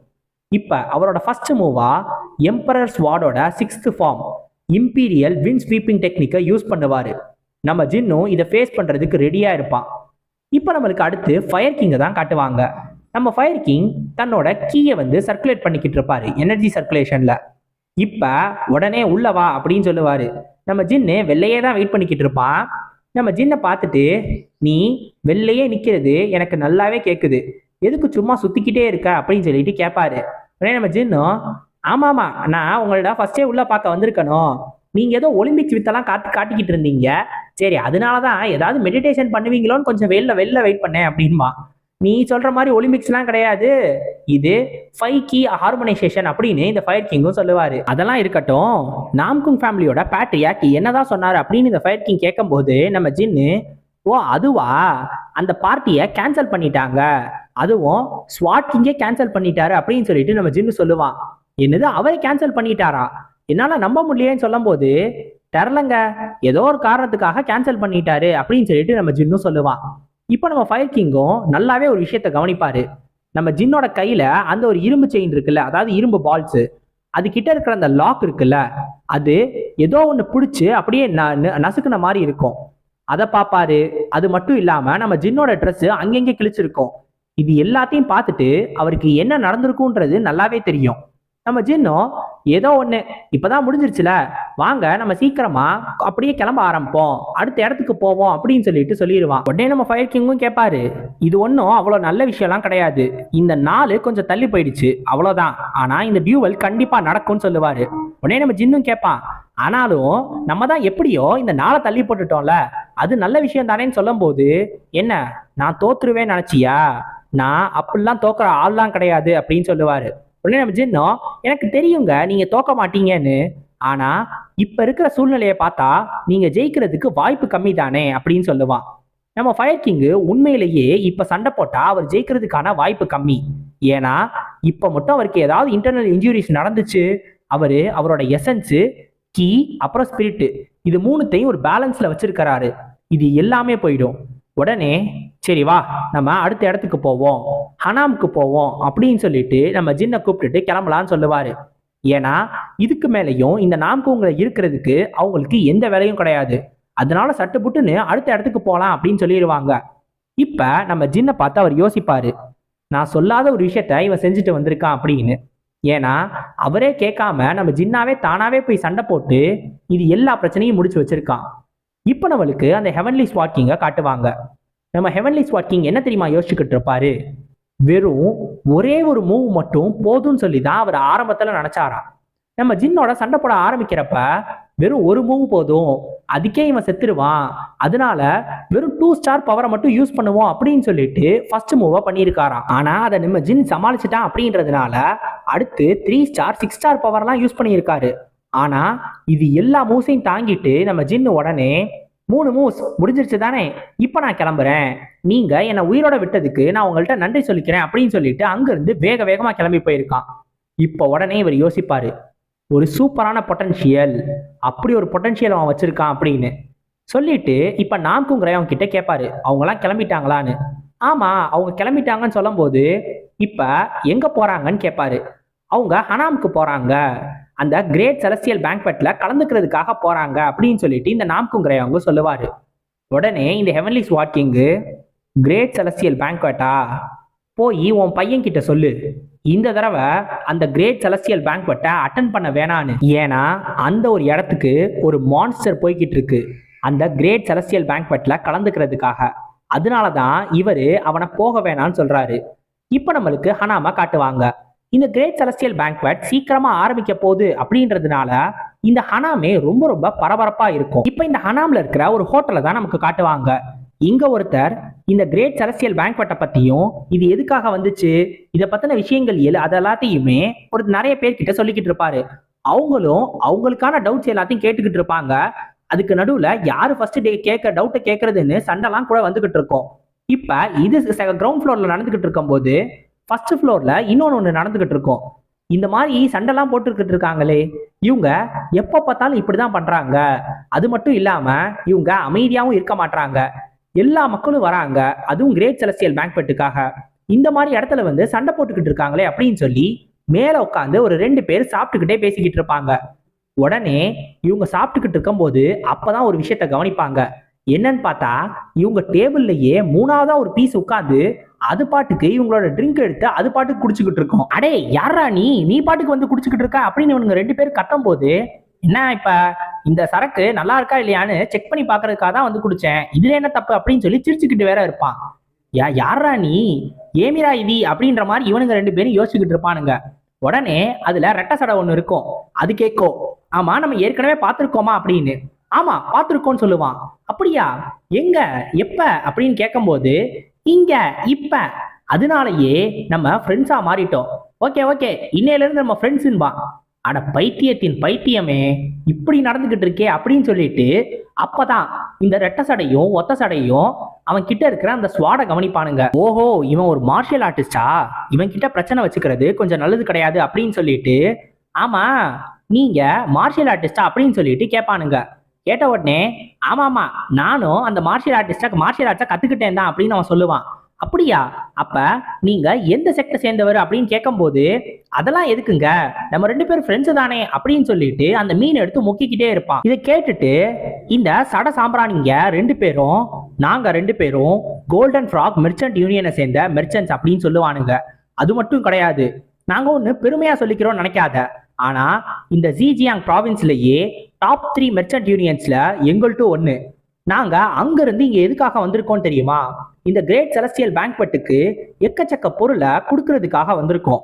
அதுவும் இல்லாம எங்க கூட எக்கச்சக்க வாரியர்ஸும் வந்திருக்காங்க. அவங்க எல்லாரும் புலி மாதிரி அப்படின்னு சொல்லுவானுங்க. அவங்களும் இப்பதான் இங்கதான் வந்துகிட்டு இருக்காங்கன்னு வேற சொல்லுவானுங்க. இதெல்லாத்தையும் சொன்னா இவன் பயந்துருவான்னு நினைப்பானுங்க. ஆனா நம்மால் என்ன தெரியுமா சொல்லுவான், கோல்டன் ஃப்ராக் மெர்ச்சன்ட் யூனியனு, காலையில அந்த பேரை நான் எங்கேயோ கேட்டேனே, ஆமா நீங்க தானே அந்த எக்கச்சக்க கொள்ளக்காரவங்களை பிடிச்சது, அது நீங்க தானே அப்படின்னு கேட்பான். ஓஹோ அதுக்குள்ளேயும் எல்லா பக்கமும் நியூஸ் பரவிடுச்சா, ஆனா அந்த கொள்ளக்காரவங்கள நாங்க பிடிச்சோன்னு சொல்ல முடியாது, வேணும்னா அவனுங்களே வந்து எங்கிட்ட மாட்டிக்கிட்டாங்கன்னு சொல்லலாம் அப்படின்னு இந்த ஒத்த சடை சொல்லுவான். நீங்க என்ன சொல்றீங்க அப்படின்னு சொல்லிட்டு இவர் கேட்கும் போது ஆக்சுவலா என்ன நடந்துச்சுன்றத சொல்லுவானுங்க. இவனுங்க நேத்து நைட்டு இவனுங்க எல்லாரும் மொத்த மெர்ச்சன்ட் யூனியனும் இந்த ஹனாமுக்கு வந்துகிட்டு இருக்கிற வழியில எக்கச்சக்க கொள்ளக்காரவங்க கால் உடைஞ்ச நிலைமையில அங்க விழுந்து கிடக்கிறதா பாப்பானுங்க. இவ்வளோ கொள்ளக்காரவங்களும் எப்படி கால் உடைஞ்ச நிலைமையில கிடக்குறாங்கன்னு அவங்களுக்கு கொஞ்சம் ஆச்சரியமா இருக்கும். அது மட்டும் கிடையாது, இந்த கூட்டத்துக்கு தலைவனா ஒருத்தன் இருக்கணும்ல, அவன் தலை வெட்டப்பட்டு அங்கேயே கிடப்பானா. இவனை யார் இப்படி பண்ணது, முதல்ல இவங்க கால் எல்லாத்தையும் உடைச்சது யாரு அப்படின்னு சொல்லிட்டு அப்பவே அவனுங்க யோசிச்சிருப்பானுங்க. அதனாலதான் இவனுங்களை அப்படியே விட்டுட்டு வர மனசு இல்லாம இவனுங்க எல்லாரையும் பிடிச்சு கட்டி கொண்டு வந்து கொடுத்துருப்பானுங்க. ஏன்னா இவனுங்க எல்லாரையும் பிடிச்சு கொடுத்தா அதுக்கு சன்மானம் இருக்கான். அதனால எல்லாரையும் பிடிச்சு கொண்டு வந்து கொடுத்துட்டானுங்க. இவனுங்களை அடிச்சது ஒண்ணு வேற கொள்ளக்காரவங்களோட குரூப்பா இருக்கணும், அப்படி இல்லைன்னா வேற ஏதோ ஒரு மார்ஷியல் ஆர்டிஸ்ட் தான் இவங்களை அடிச்சிருக்கணும் அப்படின்னு சொல்லிட்டு இவனுங்க சொல்லுவானுங்க. இருந்தாலும் இந்த மார்ஷியல் ஆர்டிஸ்ட் அடிச்சதுக்கு தான் நிறைய வாய்ப்பு இருக்கும் அப்படின்னு சொல்லிட்டு இவனுங்க நம்புறானுங்களாம். ஏன்னா உண்மையில யார் அடிச்சதுன்னு இவனுங்களுக்கு தெரியல, சுத்தி முத்தி என்ன பேசிக்கிறாங்களோ அதை வச்சு சொல்லிக்கிட்டு இருக்காங்க. அதுலயும் அந்த கொள்ளக்காரவனுங்களாம் என்ன சொன்னானுங்கன்னா, எங்களை அடிச்சது பேய் மாதிரி ஒருத்தன் வந்தான், அவன் தான் எங்களை அடிச்சான், அதுவும் நிறைய இரும்பு குண்டை வேற அவன் கை காலெல்லாம் வந்து சுமந்துட்டு போயிட்டு இருந்தான் அப்படின்னு சொல்லிட்டு சொல்லுவாங்களாம். சோ இந்த மாதிரியான ரூமர்ஸ் தான் பரவிக்கிட்டு இருக்கு அப்படின்னு சொல்லிட்டு இவனுங்க சொல்லிக்கிட்டு இருப்பானுங்க. இப்ப உடனே நம்மாலு ஜன்னல் வழியா எட்டி பார்ப்பாரு. எட்டி பார்த்த உடனே அந்த மார்ஷியல் ஆர்டிஸ்ட் கண்டிப்பா ஒரு சின்ன பையனாதான் இருக்கணும், அது மட்டும் கிடையாது, பாக்குறதுக்கு பிச்சைக்கார மாதிரி, அவனோட முடியும் சரியே இல்லாத மாதிரி இருக்கணும் அப்படின்னு சொல்லிட்டு சொல்லுவான். இதை சொன்ன உடனே இந்த ரெட்டை சடையும் ஒத்த சடையும் அப்படின்னா அவரோட பேர் உங்களுக்கு தெரியுமா அப்படின்னு சொல்லி கேட்பானுங்க. எனக்கு தெரியாது, அதனால அதை கண்டுபிடிக்கிறதுக்கு நானே போறேன்னு சொல்லிட்டு உடனே படியில கீழே இறங்க ஆரம்பிச்சிருவான். என்னது, அதுக்குள்ளேயுமா? எப்படி இவன் கீழே இறங்கி போனா? இவனை பார்க்கவே இல்லையே அப்படின்னு சொல்லிட்டு இந்த சடைங்க ரெண்டு பேரும் திரும்பி திரும்பி சடையை ஆட்டிக்கிட்டு இருப்பானுங்க. உடனே இப்ப ஹோட்டலோட ஓனரு மேலே ஏறி வருவாரு. அவன் உங்களை ஃப்ரெண்ட்ஸ் தானே சொன்னான், அவன் சாப்பிட்டதுக்கும் குடிச்சதுக்கும் காசே கொடுக்கல, மொத்த காசை நீங்க தான் கொடுக்குறீங்களா இல்லையா? மரியாதையா காசை எடுத்து வைங்கடா அப்படின்னு சொல்லி கத்த ஆரம்பிச்சிருவாரு. உடனே இவனுங்களும் பே பண்றதுக்கு ரெடியா இருக்கும் போது, இந்தாங்க நான் பே பண்றேன்னு சொல்லிட்டு வேற ஒருத்தர் வந்து காசை கொடுப்பாரு. கீழே வந்துட்டு இந்த கிரேட் செலஸ்டியல் பேங்க்வெட்டை பத்தி நிறைய பேருக்கு கதெல்லாம் சொல்லிக்கிட்டு இருந்தார்ல, டவுட் இருந்தா கூட கேளுங்கன்னு சொன்னார்ல, அவர் தான் இந்த காசை கொடுப்பாரு. கொடுத்துட்டு இந்த ரெண்டு சடங்க கிட்ட பக்கத்துல வந்துட்டு, அந்த மார்ஷியல் ஆர்டிஸ்ட் பத்தி நான் உங்ககிட்ட கொஞ்சம் பேசலாமா அப்படின்னு சொல்லி கேட்பாரு. இப்ப நம்ம ஜின்னும் ஒரு சந்து வழியா அவன் பாட்டுக்கு நடந்து போய்கிட்டு இருப்பான். அப்ப பின்னாடி இருந்து ஒரு வாய்ஸ் கேட்டுக்கிட்டே இருக்கும், சார் நில்லுங்க, சார் நில்லுங்க அப்படின்னு. நம்ம ஜின்னு நிக்காம அவன் பாட்டுக்கு போய்கிட்டே இருப்பான். டக்குன்னு, ஏன்பா இரும்பு குண்டு கொண்டு போறவனே கொஞ்சம் நில்லுப்பா அப்படின்னு சொல்லிட்டு சொல்லுவான். சொன்ன உடனே நம்ம ஜின்னும் நின்று அப்படியே பொறுமையா பின்னாடி திரும்பி பார்ப்பான். யாரு, என்னையவா கூப்பிடுறீங்க அப்படின்னு கேட்கும்போது, ஆமா ஒன்னதான், உன்னை பாக்குறதுக்காக தான் வந்திருக்கேன் அப்படின்னு சொல்லிட்டு இந்த புதுசா வந்தவனும் நம்ம ஜின்னை பார்த்து சொல்லுவான். நம்ம ஜின்னு நம்ம ஃபயர் கிங் கிட்ட பேசிக்கிட்டு இருக்கும் போது அவர் என்ன சொல்லுவாருன்னா, நான் ஷாவ்லின் டெம்பிளுக்கு போக போறேன் அப்படின்னு சொல்லி சொல்லுவாரு. ஓஹோ அப்படியா, அப்படின்னா அங்க போய் நம்ம நல்லா குளிச்சுட்டு நல்லா சாப்பிடலாம் அப்படின்னு சொல்லிட்டு நம்ம ஜின்னும் சொல்லுவான். ஆனா நான் தனியா தான் போறேன்னு இந்த ஃபயர் கிங் சொல்லிடுவாரு. ஏன் அப்படின்னு கேட்கும்போது, நீ ஒரு வருஷத்துக்கு முன்னாடி சொன்னியே சும்மா கிரேட் செலஸ்டியல் பேங்க்வெட்ல கலந்துக்க போறேன் அப்படி இப்படின்னு, அதனாலதான் இந்த தலைவலியெல்லாம் என்னைய வந்து பிடிச்சிக்குச்சு. அந்த செலக்ஷன் மேட்ச் இப்ப கைஃபெங்ல நடந்துகிட்டு இருக்கு, அதனால அது வரைக்கும் நம்ம பார்க்க தேவையில்ல. அதே மாதிரி அந்த நாம்குங் கிளான் கிட்ட இருந்து டிராவல் எக்ஸ்பென்ஸ் வாங்கினியே அந்த காசை கொடு அப்படின்னு கேட்பாரு.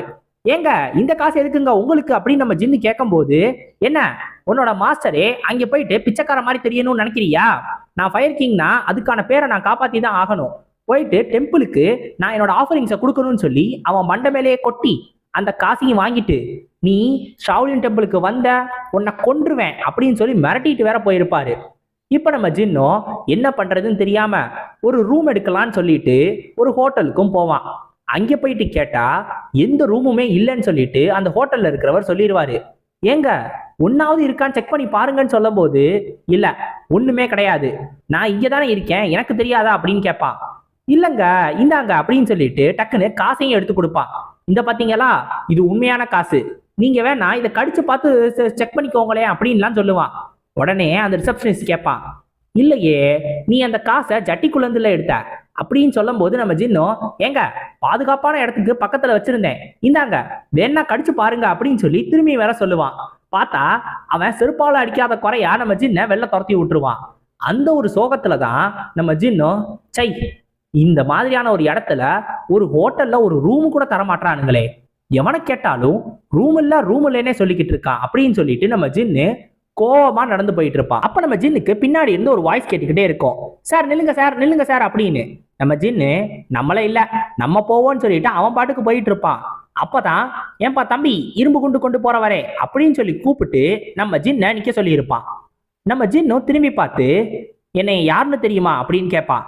உடனே இவனும் தெரியாதுன்னு சொல்லுவான். அப்புறம் எதுக்கு கூப்பிட்ட அப்படின்னு கேட்கும்போது, ஏங்க இதுதாங்க விதி, இந்த விதினால நம்ம ரெண்டு பேரும் ஃப்ரெண்ட்ஸா மாறிடலாம் அப்படின்னு சொல்லுவான். நம்ம ஜின்னு, விதியா விதி, யார் இவன் அப்படின்னு சொல்லிட்டு அவனை கொஞ்சம் சோதிச்சு பார்ப்பான். நம்ம ஜின்னு கண்ணுக்கு அவனோட கீ ஓரளவு நார்மலா தான் தெரியும். ஸோ இவன் ஒரு பீக் லெவல் மார்ஷியல் ஆர்டிஸ்ட்ன்றத நம்ம ஜின்னு முடிவு பண்ணிடுவான். பார்க்கறதுக்கும் ஒரு 20 வயசுல இருக்கிற மாதிரி தான் தெரியுது. எனக்கு தெரிஞ்ச வரைக்கும் இவன் கொஞ்சம் நார்மலா தான் இருக்கான். ஏன்னா நான் தொடர்ந்து வெறும் மான்ஸ்டர்ஸா தான் பார்த்துக்கிட்டு இருக்கேன், அதனாலதான் இவன் கொஞ்சம் நார்மலா தெரியுறான்.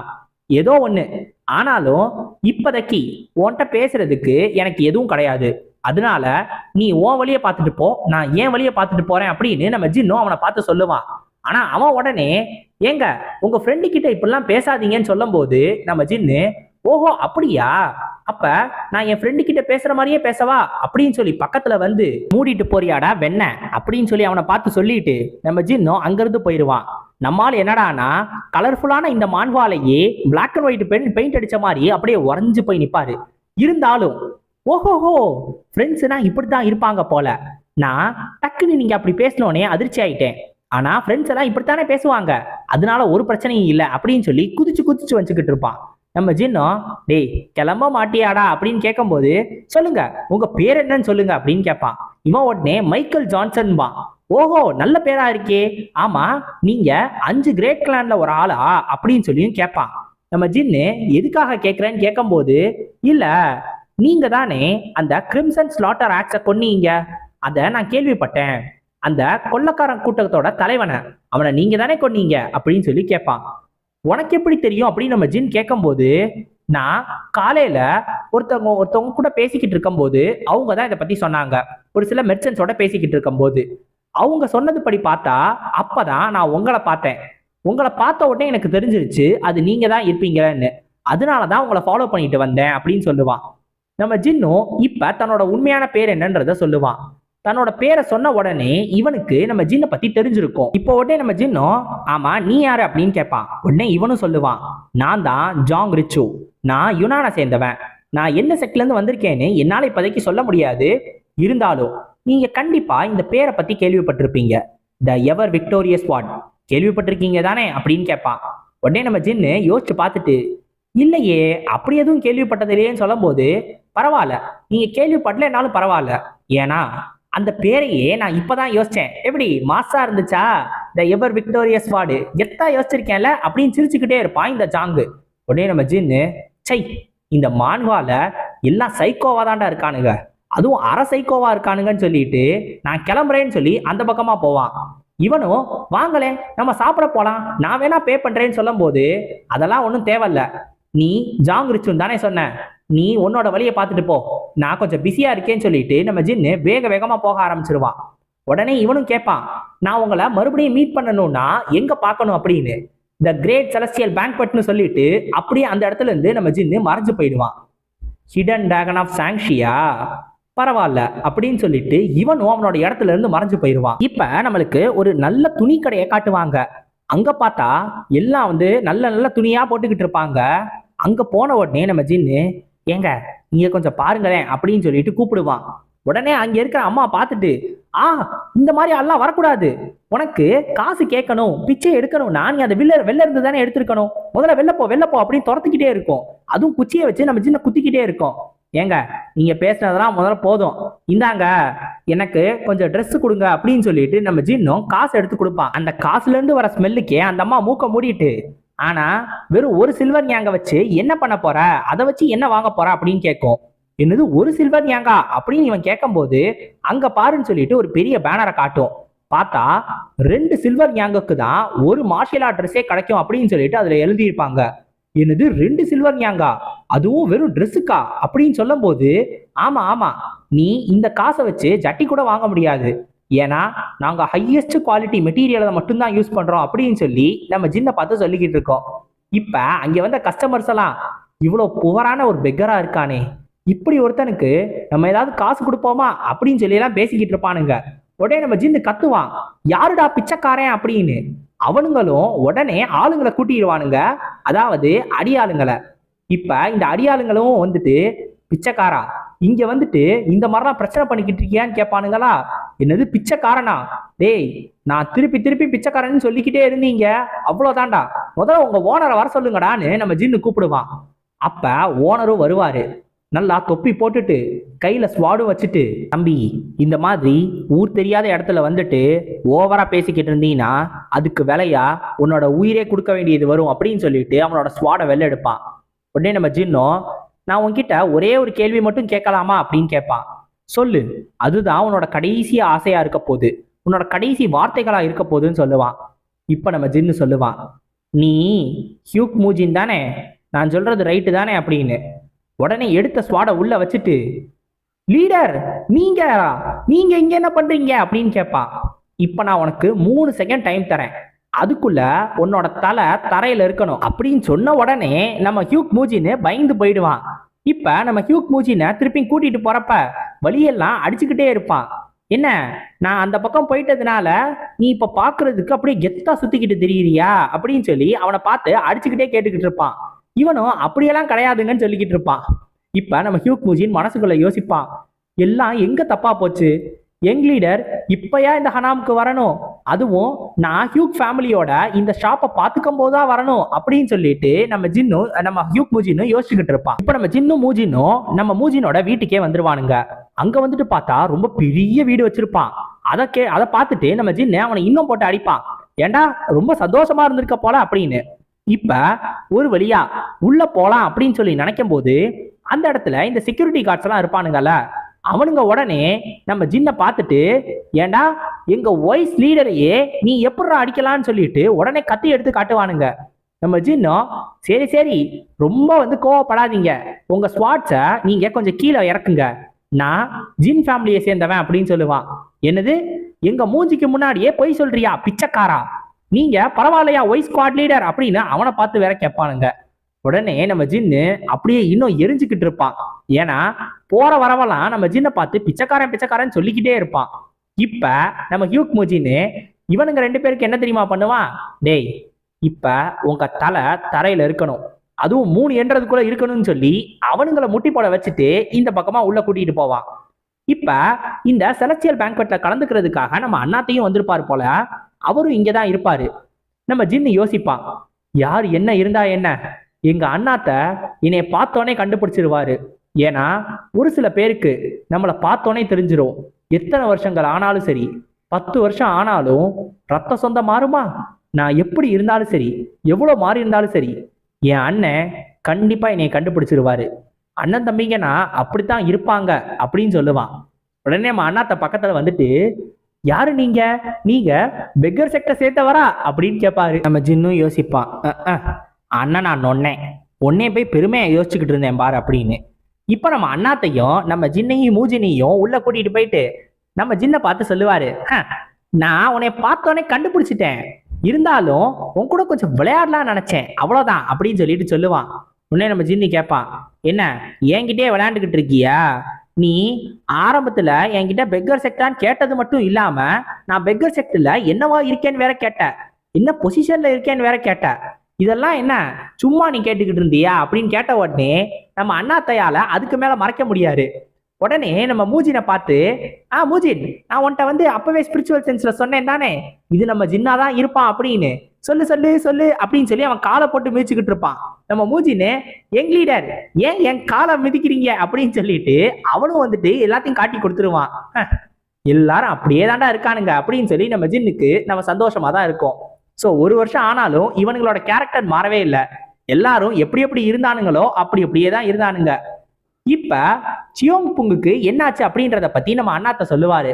ஆக்சுவலா நம்ம ஜின்னு ஃபயர் கிங்கோட கிளம்புனதுக்கு அப்புறம் நம்ம சியோங் புங்கும் மவுண்ட் வா செக்டரோட கிளம்பியிருக்கான். அந்த மவுண்ட் வாவோட 3 டிசிபிள்ஸ் இருப்பாங்கல்ல, அவங்க கூட சேர்ந்து.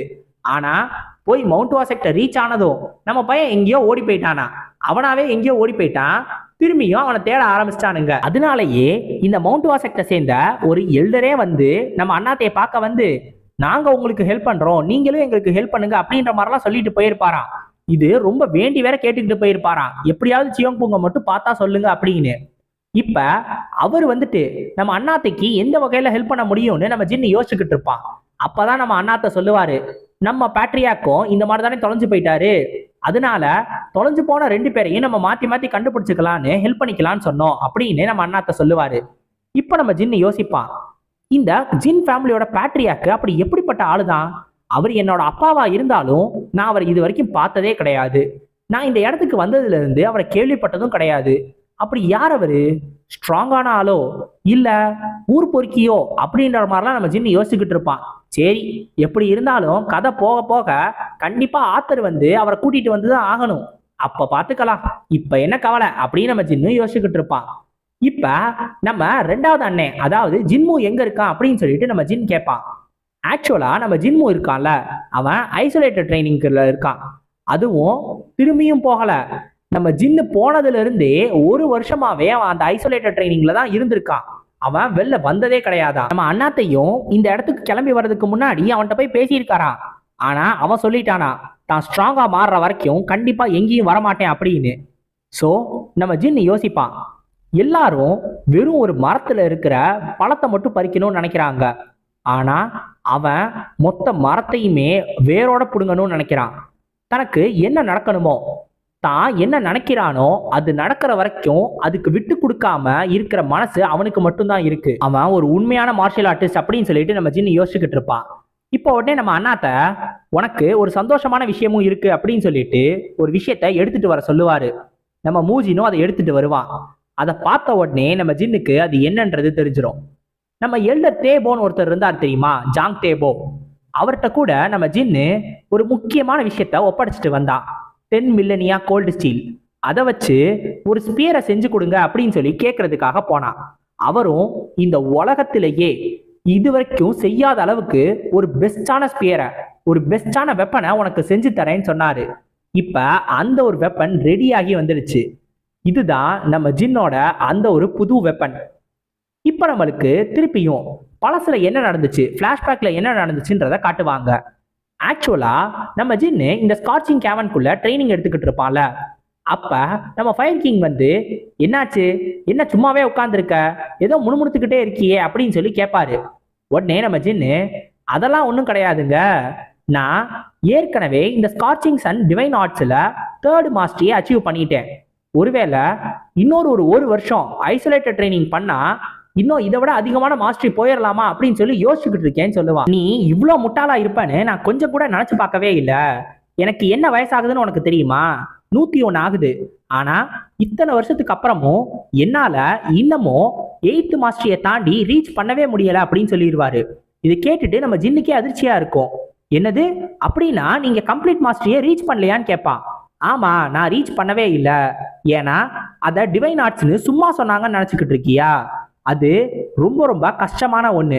நீ வேணா சீக்கிரமா கத்துக்கக்கூடிய ஒரு ஆளா இருக்கலாம். இந்த ஸ்காட்சிங் கிளானு இருக்கிறதுலயே ரொம்ப ரொம்ப பெஸ்டான ஒரு இடமா இருக்கலாம். இந்த டிவைன் ஆர்ட்ஸும் பெஸ்டா இருக்கலாம். உனக்கு நேச்சுரல் மார்ஷியல் பிசிக் இருக்கலாம். ஆனா கண்டிப்பா உன்னால இதை ஃபுல்லா கத்துக்க முடியாது. 5th மாஸ்டரி வரைக்கும் தான் உன்னால கத்துக்க முடியும். அதுதான் உன்னோட லிமிட் அப்படின்னு சொல்லுவாரு. அப்ப அதுக்கப்புறம் என்ன பண்றதுன்னு கேட்கும்போது, அதுக்கப்புறம் அதை நீயா தான் கத்துக்கணும். மார்ஷியல் ஆர்ட்ஸ்ன்றது ஒரு வெப்பன் மாதிரி. நீ எந்த அளவுக்கு அதை கூர்மைப்படுத்துறியோ அந்த அளவுக்கு அது ஷார்ப்பா மாறி ஸ்ட்ராங்காகவும் மாறும். அதே மாதிரி நீ எந்த அளவுக்கு இதை பத்தி தெரிஞ்சுக்கணும்னு நினைக்கிறியோ, போக போக உன்னோட நாலேஜை பேஸ் பண்ணியும் உன்னோட என்லைட்மெண்ட்டை பேஸ் பண்ணியும் இந்த டிவைன் ஆர்ட்ஸை உன்னால அடுத்த மாஸ்டரிக்கு எடுத்துட்டு போக முடியும்னு சொல்லுவாரு. நம்ம ஜின்னு யோசிப்பான். அப்படின்னா நான் 5th மாஸ்டரி வரைக்கும் தான் கத்துக்க முடியும்னு நினைக்கிறேன், மிச்சம் இருக்கிற நாள்ல அவ்வளோதான் போக முடியும்னு நினைக்கிறேன் அப்படின்னு சொல்லுவான். உடனே அதை கேட்டுட்டு அதுக்கும் கோவப்படுவாரு. ஏன்னா 6 மாசத்துல இதை 3வது மாஸ்டரி வரைக்கும் கத்துக்கிட்டதே ரொம்ப பெரிய விஷயமா. அதனால இதை இனிமேல் 5th மாஸ்டரி வரைக்கும் கொண்டு போகணும்னா கண்டிப்பா 2 வருஷமாவது தேவைப்படுவான். அதுவும் டிவைன் மார்ஷியல் பிசிக் இருக்கிறதுனால தான் அதுக்கு 2 வருஷம்.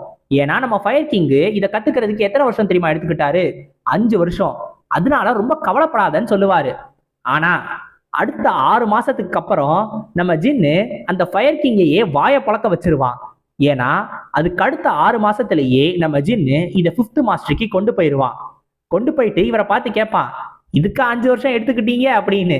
டேய், நானும் ஜீனியஸ் தாண்டா, என்னையும் ஒரு காலத்துல ஜீனியஸ் தாண்டா சொன்னாங்க அப்படின்னு சொல்லிட்டு இவரும் கோவப்பட்டுக்கிட்டு இருப்பாரு. ஆனா இப்ப அவன் அவனோட இடத்துக்கு வந்ததுக்கு அப்புறம் இதை இன்னொரு படியும் மேல எடுத்துட்டு போயிட்டான்.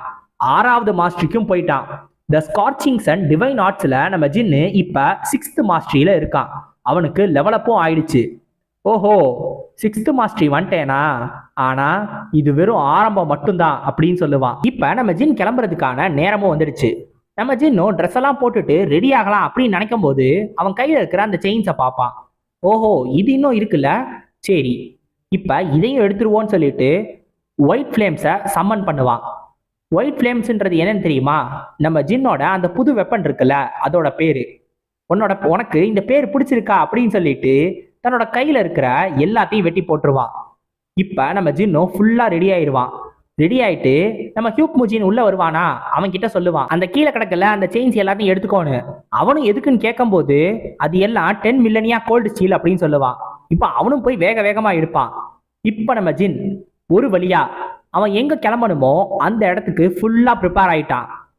த கிரேட் செலஸ்டியல் பேங்க்வெட் போலாமா அப்படின்னு சொல்லிட்டு நம்ம ஜின்னும் ரெடியா நிக்கிறான். இப்ப நம்மளுக்கு நம்ம ஃபயர் கிங்கை காட்டுவாங்க. நம்ம ஃபயர் கிங் யோசிப்பாரு, இதுல நான் கலந்துக்கணுமா அப்படின்னு. உடனே பக்கத்துல அந்த தர்மா கிங் இருக்காருல, அவர்கிட்டையும் கேட்பாரு, இதுல நான் கலந்துக்கணுமான்னு.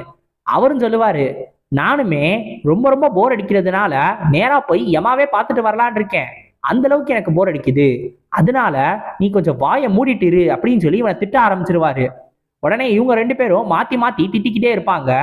அதுலயும் அவரு, நான் ஏற்கனவே போர் அடிக்குதுன்னு சொல்றேன், நீ என்னைய ரொம்ப வெறுப்பேத்திக்கிட்டே இருந்தேன்னு வச்சுக்கோவேன், இந்தா இது கையில இருக்கே, இது எல்லாத்தையும் உடச்சு போட்டுட்டு நான் பாட்டுக்கு வீட்டுக்கு போயிருவேன், அமைதியா இருறா அப்படின்னு சொல்லி ஃபயர் கிங்க பார்த்து சொல்லுவாரு. திரும்பி மாத்தி மாத்தி இவங்க ரெண்டு பேரும் வெறுப்பேத்திக்கிடுவாங்க. இப்ப இவங்க ரெண்டு பேரும் எங்க தெரியுமா உட்காந்துருக்காங்க?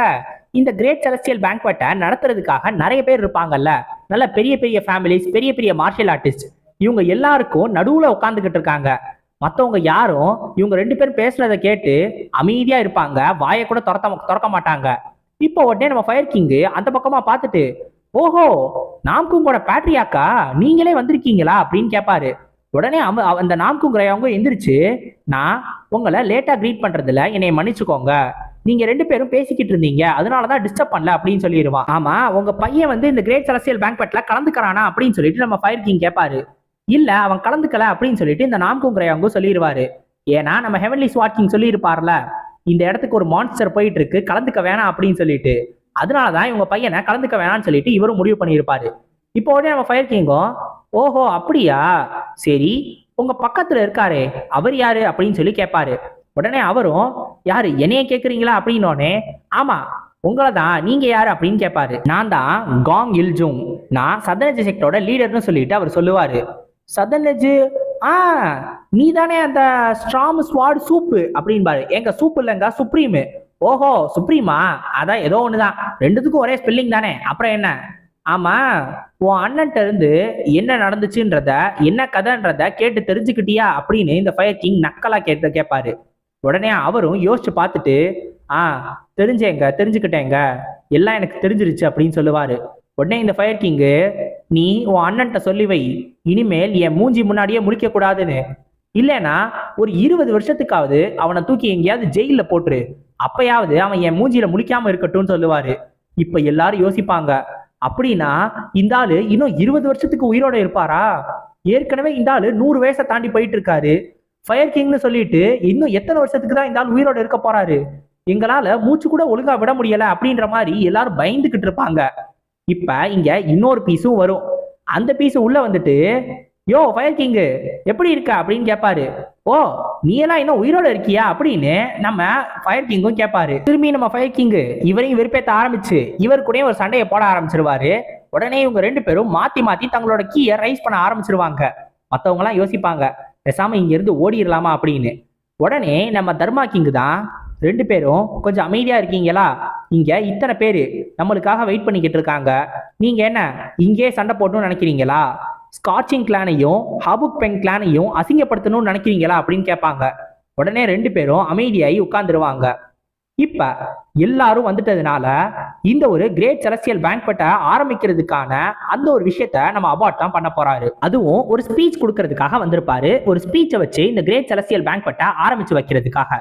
இப்போ அவர் என்ன சொல்லுவாருன்னா, நான் அப்பப்ப இந்த வானத்தை பார்ப்பேன். இந்த வானத்துல அழகழகா எக்கச்சக்க ஸ்டார்ஸ் இருக்கும். இந்த ஸ்டார்ஸை நான் பல மணி நேரம் அப்சர்வ் பண்ணியிருக்கேன்.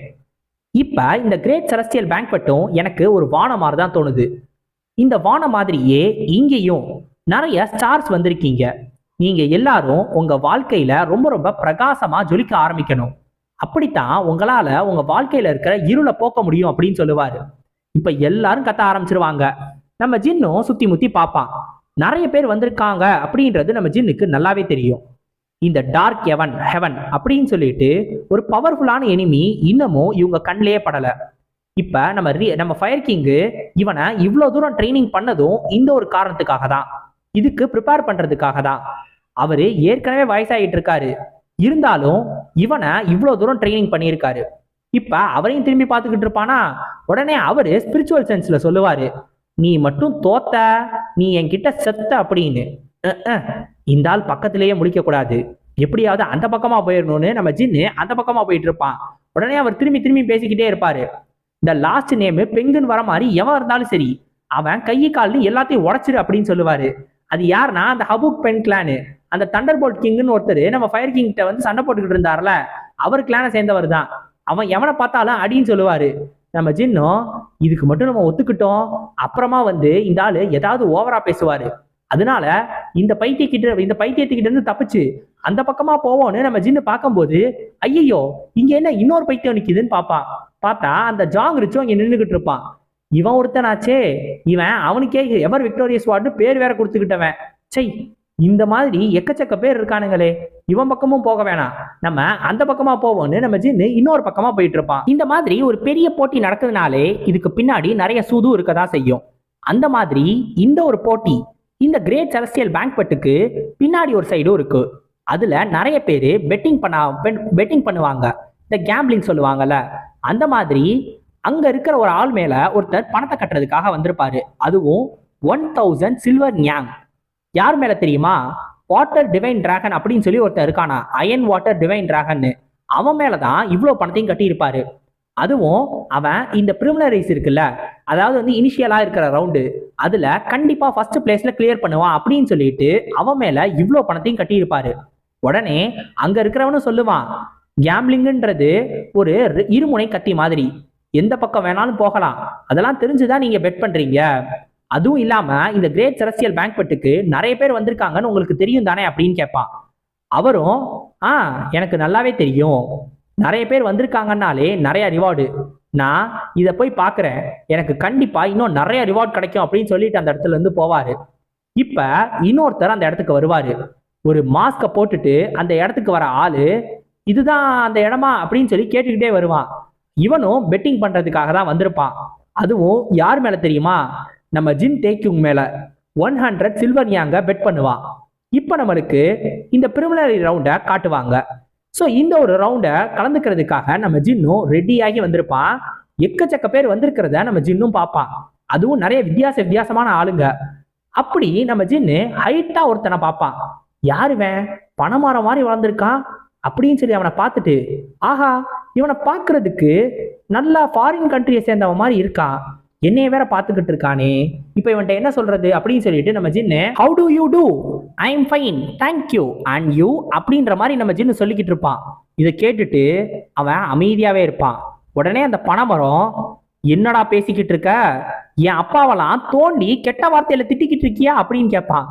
என்னது இது, அப்ப இவன் ஃபாரினர் கிடையாதா அப்படின்னு நம்ம ஜின்னு யோசிச்சுக்கிட்டு இருப்பான். நம்ம ஜின்னு இந்த மாதிரி கேட்ட உடனே அவனும் கோவப்படுவானா, பார்த்தா அவன் ஆக்சுவலா ஃபாரினர் கிடையாது போல, அவனும் சாதாரண ஆளுதான். நம்ம ஜின்னு தான் அவனை தப்பா புரிஞ்சுக்கிட்டான். உடனே நம்ம ஜின்னு சொல்லுவான், ஐயோ தப்பா சொல்லிட்டோமோ, சாரி சார் ஏதோ தப்பா நடந்துருச்சு அப்படின்ற மாதிரி சொல்லும் போதே இவன் திரும்பி கத்திக்கிட்டே இருப்பான். இப்போ உடனே அங்க இருக்கிற எக்ஸாமினர் சொல்லிடுவாரு, இதுக்கு மேலேயும் பிரச்சனை பண்ணீங்கன்னா உங்க 2 பேரையும் வெளில துரத்திடுவேன் அப்படின்னு. உடனே அவனும் ஸ்பிரிச்சுவல் சென்ஸ்ல நம்ம ஜின்னு கிட்ட சொல்லுவான், நான் இங்கேயே உன்னை கொண்டிருப்பேன், அவர் மட்டும் இல்லைனா நீ தப்பிச்சிட்ட, ஆனா ரொம்ப நாள் தப்பிக்க முடியாது, நான் உன்னை பார்த்துக்கிட்டே இருப்பேன் அப்படின்னு சொல்லிட்டு போவான். சை, இவன்ட்டையா போய் மாட்டணும், சம்பந்தமே இல்லாம நானாவே வாயை கொடுத்து வாங்கி கட்டிக்கிறேன் பாரு, இதுவே எனக்கு பொழப்பா போச்சு அப்படின்னு நம்ம ஜின்னு யோசிச்சுக்கிட்டு இருப்பான். இப்ப இந்த ஒரு பிரிமினரி ரவுண்டை ஆரம்பிப்பாங்க. ஸோ ஃபர்ஸ்ட் டெஸ்ட் என்ன அப்படின்னா, இந்த ரவுண்ட்ல இவங்க பாஸ் பண்றதுக்கு ரொம்ப சிம்பிளான ஒரு டெஸ்ட்டை தான் எடுக்க போறாங்க. அது என்னன்னா, ஜஸ்ட் பஞ்ச் பண்ணணும்.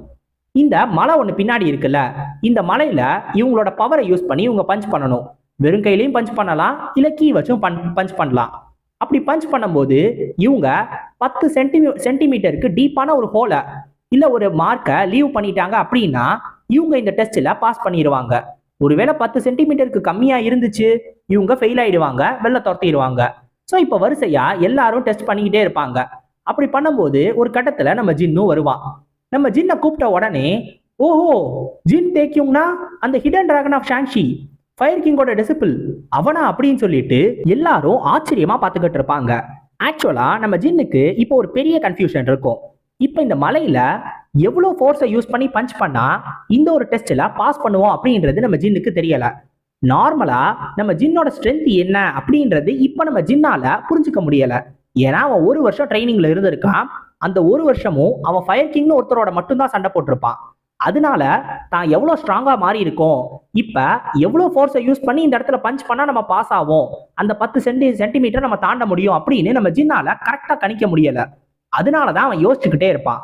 இப்போ உடனே அந்த எக்ஸாமினரை பார்த்து கேட்பான், சார் இங்க நான் 10 சென்டிமீட்டருக்கு ஒரு மார்க்கை லீவ் பண்ணாலே நான் பாஸ் அப்படித்தானே? அந்த சென்டிமீட்டர்ல ஒரு ஹோல் இருந்தாலே போதும் அவ்வளவுதானே அப்படின்னு சொல்லி கேட்பான்.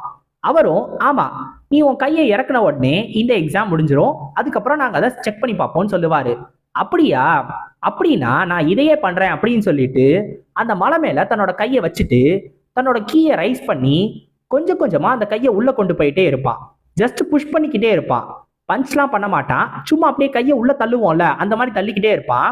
தள்ளி தள்ளி கரெக்டா 10 சென்டிமீட்டர் தாண்டியே உள்ள கையை கொண்டு போயிடுவான், ஒரு பாதி கைக்கு மேல. இப்போ உடனே கேட்பான், இது பாசு தானே அப்படின்னு. நீ இதை எப்படி பண்ண அப்படின்னு அவர் ஆச்சரியமா கேட்கும்போது, ஏங்க ஜஸ்ட் உள்ள புஷ் பண்ணேங்க அவ்வளவுதான்பா. ஆனா எப்படி? அதாங்க ஸ்ட்ரென்த் போட்டு புஷ் பண்ணேன் அப்படின்னு சொல்லுவான். சரி இது பாஸ் தானே, நான் இன்னும் என் கையை இறக்கவே இல்லை, அதே மாதிரி ஓரளவு உள்ள போயிடுச்சுன்னு நினைக்கிறேன், மேபி வேணா சொல்லுங்க, இன்னும் கொஞ்சம் கையை வேணா இன்னும் கொஞ்சம் உள்ள கொண்டு போறேன், இன்னும் 10 சென்டிமீட்டர் தாண்டி கூட போனாலும் பிரச்சனை இல்லை அப்படின்னு சொல்லுவான். அவரு இந்த மாதிரிலாம் இது நடந்ததே இல்லை, இதை ஜட்ஜ் பண்றதுக்கு எனக்கு கொஞ்சம் கஷ்டமா இருக்கு, நீ வேணா இதை இன்னொரு தடவை நார்மலா பண்றியா அப்படின்னு கேட்பாரு. நம்ம ஜின்னும் யோசிப்பான், ஏங்க நார்மலா இதை எப்படி பண்றதுன்னு தெரியாம தாங்க நானே இதை பண்ணேன் அப்படின்னு சொல்லிட்டு அவரை பார்த்து சொல்லிக்கிட்டு இருப்பான். இப்போ உடனே பின்னாடி இருந்து ஹஹா அப்படின்னு சிரிக்கிற சவுண்ட் எல்லாம் கேட்கும். யாருன்னு நம்ம ஜின்னு திரும்பி பார்த்தா அந்த ஃபாரினர் இருப்பான்ல, அவன் உடனே நம்ம ஜின்னை பார்த்து சொல்லுவான், என்ன எல்லாரும் பார்க்கணுன்றதுக்காக இந்த மாதிரிலாம் பண்ணிக்கிட்டு இருக்கியா அப்படின்னு. நம்ம ஜின்னு அப்படியெல்லாம் ஒன்றும் இல்லையே அப்படின்னு சொல்லும் போது, இல்ல நீ அப்படிதான் பண்ற, ஆமா நான் கேள்விப்பட்ட வரைக்கும் ஃபயர் கிங்கோட டிசிபிள் வெறும் 20 வயசை தாண்டின ஒரு பையன் அப்படின்னு தானே கேள்விப்பட்டேன் அப்படின்னு சொல்லுவான். ஆமா எனக்கு 22 வயசு ஆகுது, நான் பெரிய ஆளு அப்படின்னு நம்ம ஜின்னு சொல்லும் போது, அப்படியா எனக்கு 30 வயசு ஆகுது அப்படின்பா. நீ என்ன விட ரொம்ப சின்ன பையனும் அப்படின்னு சொல்லிட்டு அவன்கிட்ட கத்திக்கிட்டு இருப்பான். ஏன்னா நம்ம ஜின்னு ரொம்ப நேரமா இவன் கிட்ட மரியாதையே கொடுக்காம பேசிக்கிட்டு இருப்பான். அதனாலதான் தன்னோட வயசையும் சொல்லுவான். அப்பையும் கூட நம்ம ஜின்னு அதெல்லாம் கொடுக்க முடியாது, என்ன பண்ணுவ அப்படின்ற மாதிரி தான் பேசுவான். உடனே அதை கேட்டு இவன் ரொம்ப கோவப்பட்டுக்கிட்டு இருப்பான். இப்ப இந்த எக்ஸாமினரும் சொல்லுவாரு, இந்த மாதிரிலாம் கோவப்படக்கூடாது, நீங்க இந்த மாதிரிலாம் கோவப்பட்டீங்கன்னா உடனே உங்களை வெளில துரத்த வேண்டியது இருக்கும் அப்படின்னு. உடனே அவனும் சொல்லுவான், என்னோட மாஸ்டர் மட்டும்தான் எனக்கு உத்தரவு போடணும், மற்றவங்களாம் உத்தரவு போட்டா நான் கேட்க மாட்டேன்பா. இப்ப நம்ம ஜின்னு கேட்பா, ஏன்பா யாருதான்ப்பா உன்னோட மாஸ்டர், சும்மா சும்மா ஏதோ மாஸ்டர்ன்றியே, யாருன்னு சொல்லு, அவரை கேட்போம், சொல்லி தொலை அப்படின்னு சொல்லுவான். இப்பதான் இவன் தன்னோட மாஸ்டர் யாருன்றத சொல்லுவான். இவனோட மாஸ்டர் யாருன்னா the ruler of the sea அப்படின்னு சொல்லும் போதே, இரு நான் சொல்றேன் கையை தூக்கி, ஜாங் போகோ அவர் தானே உன்னோட மாஸ்டர் அப்படின்னு நம்ம ஜின்னு கேட்பான். இதை கேட்டுட்டு அவன் அமைதியா இருப்பான். ஓ இதுவும் இல்லையா, அப்படின்னா இப்ப எனக்கு தெரியும் சோய் சுஜாங் கரெக்டா அப்படின்னு கேட்பான். இதை கேட்டுட்டு, ஏய் என்னடா சொல்லிக்கிட்டு இருக்க, என்னோட மாஸ்டரோட பேரு பாருயோன், நீ கேள்விப்பட்டது இல்லையா, பாருயோன் அவர் தாண்டா ரூலர் ஆஃப் த சி அப்படின்னு சொல்லுவான். ஓ அப்ப 2 ரூலர் ஆஃப் த சி இருக்காங்களா, அப்போ ஒரு உரைக்குள்ள 2 கத்தியா, வாய்ப்பு இல்லையே அப்படின்ற மாதிரி நம்ம ஜின்னு யோசிச்சுக்கிட்டு இருப்பான். இப்ப இந்த ரூலர் ஆஃப் த சி அப்படின்னு சொல்றாங்களா இந்த பாருயூன், இவர் யாருன்னா இவரும் 10 கிங்ஸ்ல ஒரு ஆளு. ஸோ ஒரு 10 கிங்கோட டிசிபிள் தான் இந்த ஃபாரினர். இவன் தான் அயன் வாட்டர் டிவைன் டிராகன். ஏற்கனவே ஒருத்தர் இவன் மேலதான் 1000 சில்வர் நியாங்க பெட் பண்ணாரு, நம்ம போன சாப்டர்ஸ்ல கூட பார்த்துருப்போம்ல. ஸோ இந்த மாதிரி 10 கிங்ஸ் பத்தி எல்லாம் பேசிக்கிட்டு இருக்கும்போது இது நம்ம ஜின் காதலே விழுகும். உடனே நம்ம ஜின்னும் சொல்லுவான், ஓஹோ நீ 10 கிங்கோட டிசிபிளா, பார்க்க கொஞ்சம் ஸ்ட்ராங்கா தான் இருக்கு அப்படின்னு. இப்ப அவனும் கேட்பான், நீ ஃபயர் கிங்கோட டிசிபிள் தானே சொன்ன, நீ வெறும் ஒரு கிராமத்தா மட்டும்தான், வெறும் ஒரே ஒரு வருஷம் அவர்கிட்ட டிசிபிளா இருந்துட்டோன்றதுனால ரொம்பலாம் ஓவரா பண்ணாத அப்படின்னு சொல்லிட்டு இப்ப டக்குன்னு அந்த மலை கிட்ட போவான். போயிட்டு உனக்கு உண்மையான 10 கிங்கோட டிசிபிள் தான் யாருன்றத காட்டுறேன்னு சொல்லுவான். ஏன்னா இவன்கிட்டையும் பேங்க்வெட்டை ஜெயிச்சுட்டு வரணும்னு தான் சொல்லியிருக்காங்களாம். அதனால எப்படி ஜெயிக்கணும் அப்படின்றத இப்ப நம்ம ஜின்னு கிட்ட காட்ட போறானா. இப்போ உடனே நம்ம ஜின்னு பண்ணதே ஃபர்ஸ்ட் பண்ணுவான். அவனும் தன்னோட கீயை ரைஸ் பண்ணி அப்படியே புஷ் பண்ற மாதிரி புஷ் பண்ணி தன்னோட கையை உள்ள கொண்டு போயிடுவான். இதைத்தானே நீ பண்ண அப்படின்னு கேட்பான். உடனே நம்ம ஜின்னு, ஆஹா ரொம்ப சூப்பரா இருந்துச்சு, போதும் இப்ப நீயும் பாஸ் பண்ணிட்ட, கிளம்புறிய அப்படின்ற மாதிரி கேட்டுக்கிட்டு இருப்பான். இதெல்லாம் வெறும் குழந்தைங்க பண்றது, உண்மையான பவர்னா என்னன்றத இப்ப காட்டுறேன் பாருன்னு சொல்லிட்டு தன்னோட கீயை ரைஸ் பண்ணுவான். கீயை ரைஸ் பண்ணிட்டு ஷிப் டெஸ்ட்ராயிங் ஃபிஸ்ட் அப்படின்னு சொல்லி ஒரு மூவை யூஸ் பண்ண போறானா, அதை சொல்லவும் செய்வான். இப்ப தன்னோட ஃபுல் பவர்ல தன்னோட ஃபுல் கீழே அவன் ஒரு பெரிய பஞ்சை பண்ணுவான். சுத்தி அவ்வளோ காத்தடிக்கும், அந்த அளவுக்கு ஒரு பெரிய பவர்ஃபுல்லான ஒரு பஞ்சு. இப்ப எல்லா மக்களும் பார்ப்பாங்க. பார்த்தா அந்த ஒரு பெரிய மலையில அவ்வளோ பெரிய ஒரு ஓட்டையே உருவாயிருக்கும். இதுதான் ரூலர் ஆஃப் த சி அவர் இருக்கார்ல, அவரோட மார்ஷியல் ஆர்ட்ஸோட பவரா. இப்படி ஒன்ன பண்ண உடனே நம்ம ஜின்னை பார்த்து கேட்பான், பாத்தியா இது எப்படி இருந்துச்சு அப்படின்னு. உடனே நம்ம ஜின்னு சரி பார்க்க நல்லா தான் இருக்கு, இதுக்கு என்ன, உனக்கு என்ன நான் தட்டி கொடுக்கணுமா அப்படின்னு கேட்டுக்கிட்டு இருப்பான். உடனே இவனும் சொல்லுவான், டேய் இப்ப நீ உன்னோட ஸ்ட்ரென்த்தை காட்டணும்டா அப்படின்னு. எதுக்கு, நான் தான் ஏற்கனவே பாஸ் பண்ணிட்டேனே, நீயா போயிட்டு உன் ஸ்ட்ரென்த்தை காட்டினீன்னா அதுக்கு நான் என்ன பண்ண முடியும் அப்படின்னு கேட்டுக்கிட்டு இருப்பான். நம்ம ஜின்னுக்கு திருப்பி திருப்பி தேவையே இல்லாம உன்னோட ஸ்ட்ரென்த்தை காட்டுறதெல்லாம் விருப்பம் இல்லை. அதுவும் இல்லாம தாங்கிட்ட எவ்வளவு ஸ்ட்ரென்த் இருக்குன்னே நம்ம ஜின்னுக்கு தெரியல. பாஸ் பண்ணிட்டதுனால ஏற்கனவே எதுக்கு இதெல்லாம் பண்ணணும் அப்படின்னு சொல்லிட்டு இவனை ஒரு முட்டாள்னு சொல்லிட்டு அந்த பக்கமா ஜென்னு போயிட்டு இருப்பான். நீ உன்னோட டெஸ்ட்ல கண்டினியூ பண்ணுப்பா, நிறைய டைம் தான் வேஸ்ட் ஆகிட்டு இருக்கு, நான் கிளம்புறேன் அப்படின்னு சொல்லி கிளம்புவான். இப்போ உடனே அந்த ஃபாரினர் சொல்லுவான், அப்படின்னா ஸ்கார்ச்சிங் கிளானும் ஒன்ன மாதிரியே ஒரு வீக்கான கிளான் அப்படித்தானே அப்படின்னு. உடனே நம்ம ஜின்னு என்ன சொன்ன அப்படின்னு சொல்லி அப்படியே கோவமா திரும்பி பார்ப்பான். உங்க ஃபயர் கிங்கும் அவ்வளவுதான் போல, ஒரு ஆளு 1000 பேருக்கு எதிராக சண்டை போட்டு ஜெயிக்கிறதா கேட்க நல்லா தான் இருக்கு, ஆனா நீ என்னடானா இப்படி பயந்து போய் ஓடிக்கிட்டு இருக்கியே, இது என்ன அப்படின்னு சொல்லிட்டு இந்த ஃபாரினர் கேட்பான். உடனே நம்ம ஜின்னு கோவத்தை கட்டுப்படுத்திக்கிட்டு நீ என்ன வேணாலும் நினைச்சுக்கோ அப்படின்னு சொல்லிடுவான். நான் மட்டும்தான் இதை நினைக்கிறேன்னு நினைக்கிறியா, அங்க கொஞ்சம் திரும்பி பாரு கண்ணா அப்படின்னு சொல்லிட்டு இவன் சொல்லும் போது நம்ம ஜின்னும் திரும்பி பார்ப்பான். பார்த்தா எல்லாரும் நம்ம ஜின்னை பார்த்து ஒரு மாதிரி ஏளனமா சிரிச்சுக்கிட்டு இருப்பாங்க. இப்ப நம்ம சிஸ்டம்ல இருந்து ஒரு நோட்டிபிகேஷன் வரும். ஆக்சுவலா நிறைய பேரு நம்ம ஜின்னுக்கு எதிரா ஒரு மாதிரி ஏளனமா பேசுவாங்கல்ல, அந்த மாதிரி பேசிக்கிட்டே இருக்காங்களாம். ஃபயர் கிங்கோட டிசிப்ளா இருந்து என்ன பிரயோஜனம், இவன் இவ்வளவுதான் போல, ஃபயர் கிங்கோட பேரும் இவனாலேயே அவமானப்படுது, ஒருவேளை ஃபயர் கிங்கும் வீக்கு தான் போல, அதனாலதான் இந்த மாதிரிலாம் இவனும் இந்த மாதிரி பயந்து ஓடிக்கிட்டு இருக்கான். ஃபயர் கிங்குக்கே பவர் இல்ல, அவர்லாம் எப்படி 10 கிங்ஸ்ல சேர்த்தாங்க அப்படின்ற மாதிரி எல்லாரும் ஒரு மாதிரி அவனை பார்த்து சிரிச்சுக்கிட்டே இருப்பாங்க. நம்ம ஜின்னு யோசிப்பான், இந்த உலகத்துல எல்லாமே பவரை பொறுத்து தான் இருக்கு, யார்கிட்ட பவர் இருக்கோ அவங்க பேசுறதான் கேட்கும். இந்த உலகத்துல மொத்தம் 2 கேட்டகரி ஆளுங்க தான், ஒன்னு ஜெயிக்கிறவங்க, இன்னொன்னு தோக்குறவங்க, இதுதான் முரீம் அப்படின்னு சொல்லி யோசிச்சுட்டு நம்ம ஜின்னு திருப்பியும் ரிட்டர்ன் வருவான். என்ன இப்ப சண்டை போட வரியா அப்படின்னு கேட்கும்போது, ஆமா ஃபர்ஸ்ட் வேணான்னு தான் நினைச்சேன், ஆனா இப்ப எல்லாம் கிளியர் ஆயிடுச்சு, ஷிப் டெஸ்ட்ராயிங் ஃபிஸ்ட் தானே, அந்த ஃபிஸ்ட்டை வச்சு ஷிப்பை தான் டெஸ்ட்ராய் பண்ண முடியும்னு நினைக்கிறேன், அதனால தான் இந்த மலையை ஒன்றுமே பண்ண முடியலை, இப்போ நான் உனக்கு காட்டுறேன் பாருன்னு சொல்லிட்டு நம்ம ஜின்னு தன்னோட கீயை ஃபுல்லாக ரைஸ் பண்ண ஆரம்பிப்பான். தன்னோட யாங் எனர்ஜியை ஃபுல்லாக ரைஸ் பண்ணுவான். ரைஸ் பண்ணிட்டு நீ ரொம்ப பெருமைப்படணும்டா, ஏன்னா இந்த ஃப்ளேம் எக்ஸ்டிங்யூஷிங் டிவைன் ஃபிஸ்ட்டை நீ தான் பார்க்க போற, இதை பார்க்கறதுக்கே உனக்கு ஒரு பெரிய கௌரவம் அப்படின்னு சொல்லிட்டு நம்ம ஜின்னு அதை காட்ட போறான். இப்போ நம்மளுக்கு வேற ஒரு இடத்த காட்டுவாங்க. ஸோ இந்த ஒரு இடத்துல இந்த தண்ணியெல்லாம் அடிச்சுக்கிட்டு இங்கே நிறைய கேம்பிளிங் விளையாடலாம்ல, ஸோ அந்த மாதிரி ஒரு இடம் தான். இங்க ஒரு 2 பேர் பேசிக்கிட்டு இருப்பாங்க. அதுல ஒருத்தர் சொல்லுவாரு, நீங்க கேள்விப்பட்டீங்களா, நம்ம கேம்பிளிங் சீனியர் இருக்கார்ல குவாக்கு, அவரு இந்த கிரேட் செலஸ்டியல் பேங்க்வெட்ல நிறைய பெட் பண்ணி எக்கச்சக்க காசை இழந்துட்டாராம் அப்படின்னு சொல்லும் போது இன்னொருத்தரும் சொல்லுவாரு, ஏங்க கேம்பிளிங்ன்றது அப்படிதாங்க, சூதாட்டத்துல நீங்க காசை போட்டு ஒரு தடவை எடுக்கலாம், இன்னொரு தடவை போகலாம், இது எப்பயுமே நடக்கிறது தானே அப்படின்னு சொல்லும் போது, அது நடக்கிறது தாங்க, ஆனா 1000 சில்வர் நியாங்க இழந்தா அது எப்படி இருக்கும்னு யோசிச்சு பாருங்க அப்படின்னு இவரு கேட்பாரு. என்னது 1000 சில்வர் நியாங்கா, யார் மேல அப்படி பெட் பண்ணாருன்னு கேட்கும்போது, அயன் வாட்டர் டிவைன் டிராகன், அவரு இந்த பிரிலிமினரி ரவுண்டுல ஃபர்ஸ்ட் வருவார்னு சொல்லிட்டு இந்த கேம்பிளிங் சீனியரும் பெட் பண்ணாரு. இந்த அயன் வாட்டர் டிவைன் டிராகன் பத்தி ஏற்கனவே அவர்கிட்ட கொஞ்சம் இன்ஃபர்மேஷன் இருந்திருக்குமா, அதை வச்சுதான் அவன் மேல பெட் பண்ணியிருப்பாரு. அதுவும் ஒரு 10 கிங்கோட டிசிபிள் வேறல, ஸோ அவன் மேல பெட் பண்ணதுனால அவன் கிட்டத்தட்ட அந்த மொத்த மலை இருக்குல்ல அதுல ஒரு பகுதி, அதாவது அந்த மலையில ஒரு 10% மலையவே அப்படியே அவனோட கையை வச்சே உடைச்சிட்டான், அவனோட பவரை யூஸ் பண்ணியே உடைச்சிட்டான் அப்படின்னு சொல்லுவாரு.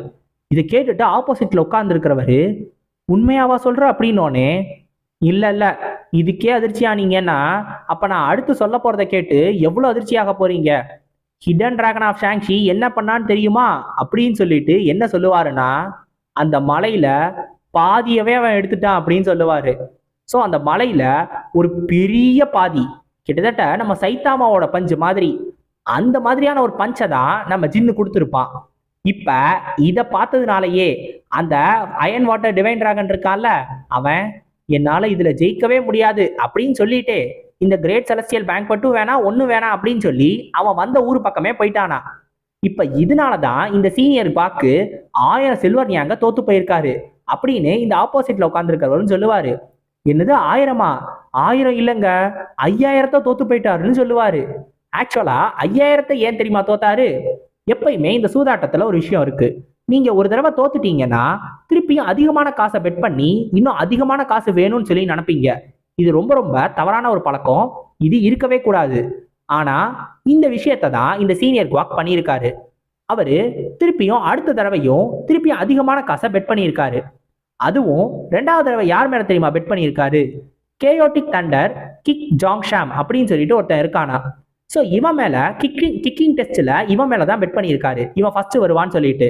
ஆனா இவனும் ஹிடன் டிராகன் ஆஃப் ஷாங்ஷி நம்ம ஜின் டேக்யூங்க்கு எதிரா ஒரே ஒரு கிக்கு தான் பண்ணியிருப்பானா. நம்ம ஜின்னை அடிச்ச அடியில இவனோட காலே உடைஞ்சு போச்சான். அதனால இவனும் தோத்து போயிட்டான். அடுத்து மூணாவதுல யார் மேல பெட் பண்ணியிருப்பாருன்னா குன்லூன் கிளவுட் டிராகன் அப்படின்னு சொல்லி ஒருத்தன் இருப்பானா. இவன் இந்த குவிங்காங் டெக்னிக்கு ரொம்ப ரொம்ப பேர் போன ஒரு ஆளா. இந்த குவிங்காங்ன்றது என்னன்னா, தங்களோட பாடியை ரொம்ப ரொம்ப லைட்டா மாத்திட்டு அது மூலமா ரொம்ப தூரத்தை கடக்கிறதுக்கு யூஸ் பண்ற ஒரு டெக்னிக் தான் இந்த ஒரு டெக்னிக். இதை பண்ணி அவனும் 15 மீட்டருக்கு மேல ஜம்ப் பண்ணானா மேல. அதுதான் இருக்கிறதே ஹையஸ்டா இருக்கும்னு எல்லாரும் நினைக்கும் போது நம்ம ஜின்னு அவனுக்கும் மேல போய் அவன் மூஞ்சிலே காலை வச்சு அவனையும் கீழே தள்ளிட்டானா. இப்ப அதுலயும் நம்ம ஜின்னு தான் ஜெயிச்சிருக்கான். இப்ப அடுத்த டெஸ்ட்ல ஒரு பெக்கர் செக்டர்ல இருந்து வந்த ஒரு ஆள் மேல இவர் பெட் பண்ணியிருக்காரு. ஆனா அந்த பெக்கர் செக்டர் சேர்ந்த ஆளு நம்ம ஜின்ன தேவையே இல்லாம வெறுப்பேத்தி நம்ம ஜின்னு கிட்ட சமத்தியா உத வாங்கியிருக்கான். அதனால அவனும் தோத்து போயிட்டான். அப்புறம் தான் கடைசி டெஸ்ட் வந்துச்சு. இந்த கடைசி டெஸ்ட் என்னன்னா மெக்கானிசம் அரே. இந்த ஒரு டெஸ்ட்ல இந்த சீனியர் குவாக் மட்டும் இல்லாம எல்லாருமே நம்பினது யார தெரியுமா? ஜேகல் கிளானை சேர்ந்த யங் பேட்ரியாக். அவன் தான் ஜெயிப்பான்னு சொல்லிட்டு எல்லாருமே நம்பினானுங்க. ஆனா இதுலயுமே நம்ம ஜின்னு தான் ஜெயிச்சான். உடனே ஆப்போசிட்ல இருக்கிறவங்க கேட்பாரு, ஓஹோ அப்ப இந்த ஜின் தேக்கியோங்கு இதுலயும் ரொம்ப ரொம்ப திறமசாலியோ, ரொம்ப புத்திசாலியோ, அதனாலதான் இதுலயும் ஜெயிச்சிட்டானோன்னு கேட்கும் போது சே அவன் புத்திசாலியெல்லாம் கிடையாது, அவன் ஜஸ்ட் பவர்ஃபுல் அவ்வளவுதான். அதனால பைத்தியக்காரன் உள்ள போயிட்டு என்ன பண்ணணும்னே தெரியாம வரக்கூடிய எல்லா டிராப்பையும் மொத்தமா உடச்சு போட்டுட்டு அங்க இருந்து வெளில வந்திருக்கான். அதனாலதான் அவன் ஜெயிச்சிருக்கான் அப்படின்னு சொல்லுவாரு. இப்ப இந்த ஒரு காரணத்தினால நம்ம ஜின்னு எல்லாத்துலயுமே ஜெயிச்சிட்டான் அப்படின்றதுனாலயே இந்த சீனியர் குவாக்கு மொத்த பணத்தையும் தோத்துட்டாரு. நம்ம ஜின்னு மேல ஒரு தடவை பெட் பண்ணியிருந்தா கூட அட்லீஸ்ட் கொஞ்சம் பணத்தையாவது அவர் எடுத்திருக்க முடியும். ஆனா எல்லா பணத்தையும் தேவையே இல்லாம இழந்துட்டாரு.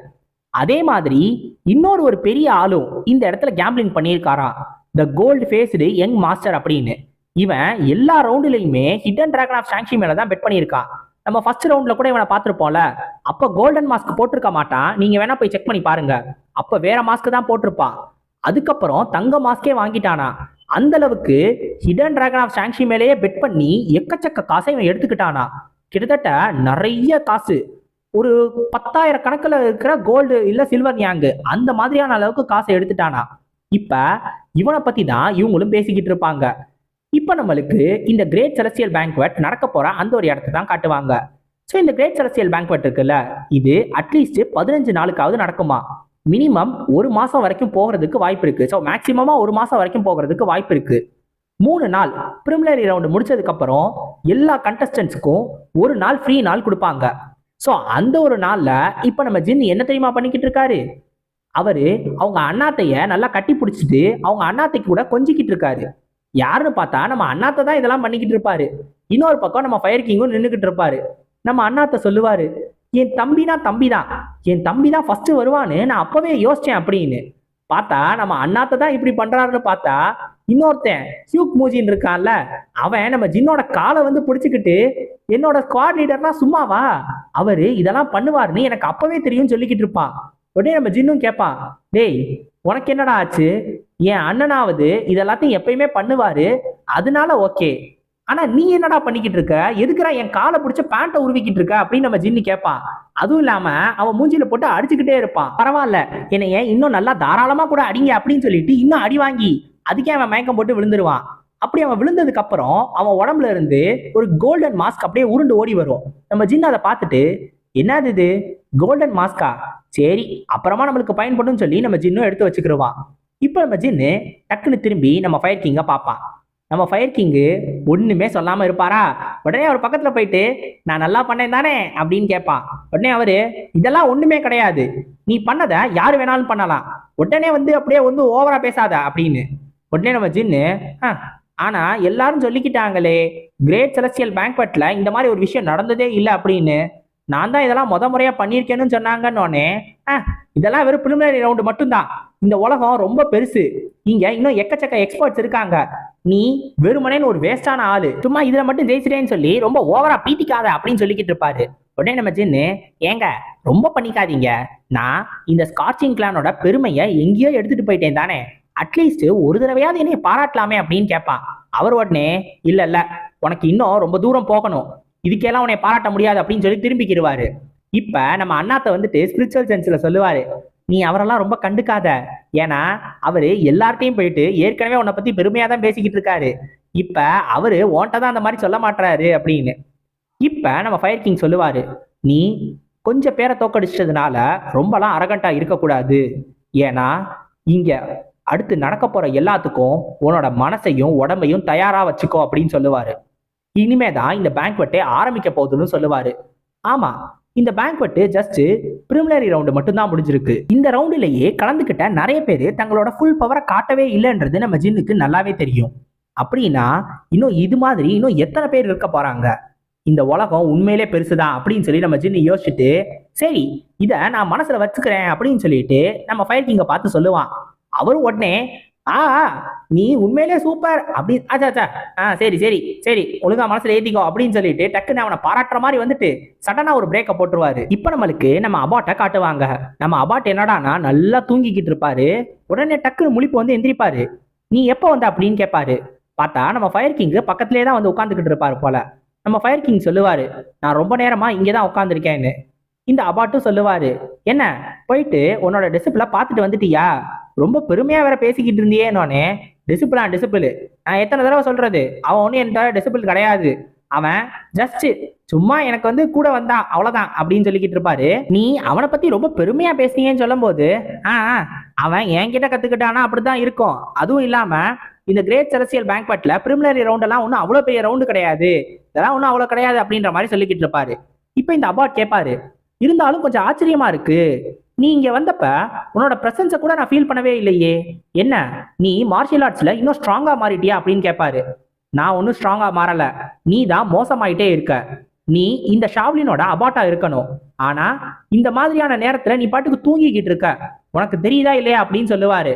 உடனே இந்த அபாட்டும் கேட்பாரு, ரொம்பலாம் பேசாத, நீயும் என் கூட சேர்ந்துதான் வயசாகிக்கிட்டு இருக்க, நீ ஒன்றும் சின்ன பையன் கிடையாதுன்னு சொல்லும் போது, என்னது வயசா, யாருக்கு வயசாயிடுச்சு, நான் எவ்வளவு எங்குன்னு தெரியுமா, எனக்கு வெறும் 101 வயசு தான் ஆகுது, நீ வேணா பாரு, நான் இன்னொரு ஒரு 10 வருஷத்துக்காவது உயிரோட இருப்பேன்னு உனக்கு தோணலையா அப்படின்னு கேட்பாரு. உடனே இந்த அபாட் பார்த்துட்டு, உன்னோட ஆத்மா சாந்தி அடைகிறதுக்கு நான் கடவுளை வேண்டிக்கிறேன்னு சொல்லுவாரு. அடே நான் இன்னும் சாகவே இல்லடா மொட்டை மண்டையா அப்படின்னு இந்த ஃபயர் கிங்கும் கோவப்பட்டுக்கிட்டு இருப்பாரு. இன்னும் ஒரு 100 வருஷத்துக்காவது வாழணும் அப்படின்னு சொல்லி முடிவு பண்ணிக்கிட்டு இருக்காரா அப்படின்ற மாதிரி சொல்லிக்கிட்டு இருப்பாரு.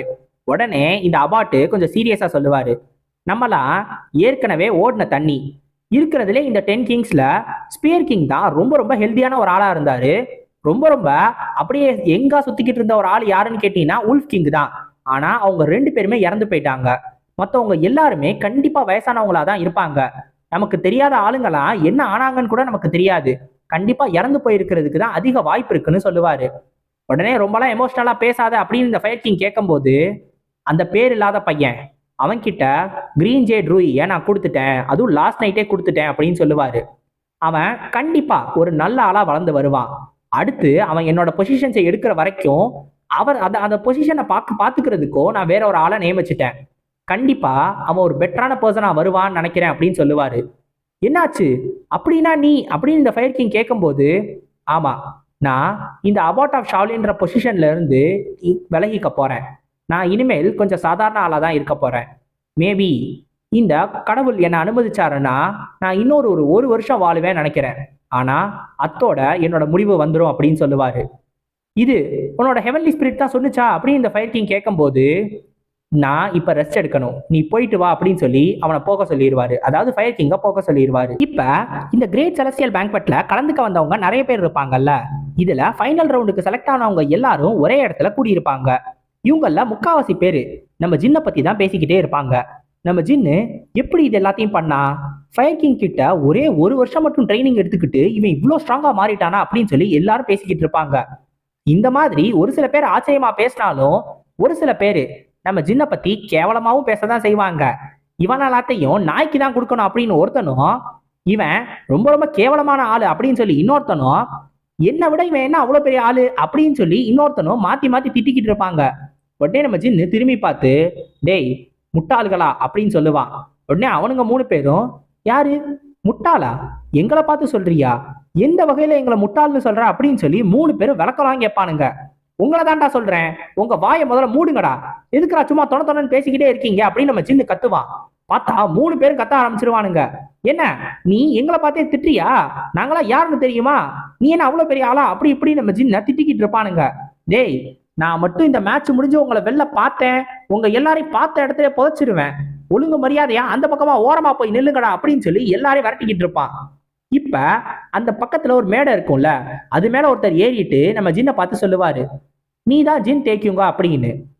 ஆமா நான் தான், நீங்க யாரு அப்படின்னு கேட்கும்போது, உன்னை சந்திச்சதுல ரொம்ப சந்தோஷம், நான் தான் 1000 ஃபேஸ்டு ஃபாக்ஸ் சாங் ஹோ அப்படின்னு சொல்லுவாரு.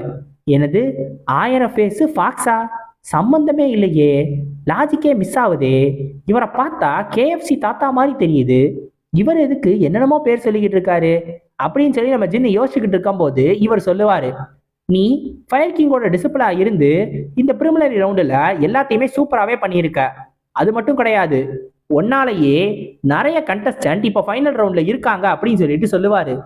என்னாலயா, என்னால நிறைய பேர் இருக்காங்களா எப்படின்னு கேட்கும்போது, ஆமா ஒன்னாலதான், நீ தான் அந்த டெஸ்ட்ல மொத்த மலையையும் உடைச்சிட்ட, அதனால டெஸ்ட்லயும் ஜெயிச்சவங்க நிறைய பேர் வந்துட்டாங்க, அது மட்டும் கிடையாது, அந்த கடைசி டெஸ்ட்ல இருக்கிற எல்லா டிராப்பையும் உடைச்சு வச்சுட்ட, அதனாலயே ஒரு 100 பேராவது எக்ஸ்ட்ராவா பாஸ் ஆயிட்டாங்க அப்படின்னு சொல்லுவாரு. இப்ப நம்ம ஜின்னை பார்த்து இந்த சாங்கோ கேட்பாரு, இதை நினைச்சு உனக்கு வருத்தமா இல்லையா அப்படின்னு. எதை நினைச்ச அப்படின்னு கேட்கும்போது, அதான் இந்த ஃபைனல் ரவுண்டுல ஒன்னாலேயே ஒரு 100 பேருக்கு மேல பாஸ் ஆயிட்டாங்க, அதனாலயே இப்ப உன் கூட போட்டி போடுறதுக்கு நிறைய பேர் வந்துட்டாங்க, அதுக்கு காரணமும் நீதான், இதை நினைச்சு உனக்கு வருத்தமா இல்லையா அப்படின்னு கேட்பாரு. நம்ம ஜின்னு உடனே சொல்லுவான், 500 பேரா இருந்தா என்ன, 400 பேரா இருந்தா என்ன, எவன் வந்தாலும் நான் ஜஸ்ட் ஜெயிக்கணும் அவ்வளோதான் அப்படின்னு. இதை கேட்ட உடனே அவர் சிரிக்க ஆரம்பிச்சிருவாரு. அவ்வளோதான், இப்ப சுத்தி இருக்கிறவனுங்க எல்லாரும் பூ அப்படின்னு நம்ம ஜின்னை பார்த்துட்டு அப்படியே ரொம்ப கோபமா இருப்பானுங்க. என்ன எல்லாரும் வந்துட்டு ரொம்ப ஓவரா பண்றீங்களா, இருங்கடா அவங்கெல்லாம் வச்சுக்கிறேன் அப்படின்னு சொல்லிட்டு நம்ம ஜின்னும் இந்த பக்கமா அவன் கோவப்பட்டுக்கிட்டு இருப்பான் தனியா. இப்ப இந்த சாங்கோவை கூப்பிடுறதுக்காக ஒருத்தன் வந்திருப்பான். உடனே இந்த சாங்கோவும் மேடையில இருந்து இறங்கி அந்த பக்கமா போவாரு. போறப்ப டக்குன்னு ஒரே ஒருத்தன் பக்கத்துல மட்டும் பார்த்துட்டு அப்படியே போயிடுவாரு. உடனே நம்ம ஜின்னு, அவர் யாரையோ திரும்பி பார்த்தாரு, கண்டிப்பா அது என்ன கிடையாது, அப்படின்னா யாரு அப்படின்னு சொல்லிட்டு அவர் திரும்பி பார்த்த இடத்துல நம்ம ஜின்னும் திரும்பி பார்ப்பான். பார்த்தா அங்க இருந்து ஒரே ஒரு தலை மட்டும் எட்டி பார்க்கும். ஏ படி எப்படி இருக்க, ஏப்பா நல்லா இருக்கியா அப்படின்ற மாதிரி. அடச்சை, இந்த இவன் ஒரு பைத்தியக்காரனாச்சே, இவன் பக்கத்துல வேற திரும்பிட்டோமே, இப்ப உயிர் எடுப்பானே அப்படின்னு நம்ம ஜின்னு யோசிச்சுக்கிட்டு இருப்பான். அது அந்த ஜாங் ரிச்சு தான். இப்ப இந்த எக்ஸாமினர் சொல்லுவாரு, எல்லா கண்டஸ்டன்ஸும் அடுத்து இன்ஸ்ட்ரக்டர் சொல்றதா ஃபாலோ பண்ணிட்டு எல்லாரும் போயிட்டு உங்க வண்டியில ஏறுங்க அப்படின்னு சொல்லிடுவாரு. இப்ப இந்த ஃபைனல் ரவுண்டு லூயாங்ல நடக்க போகுதான்.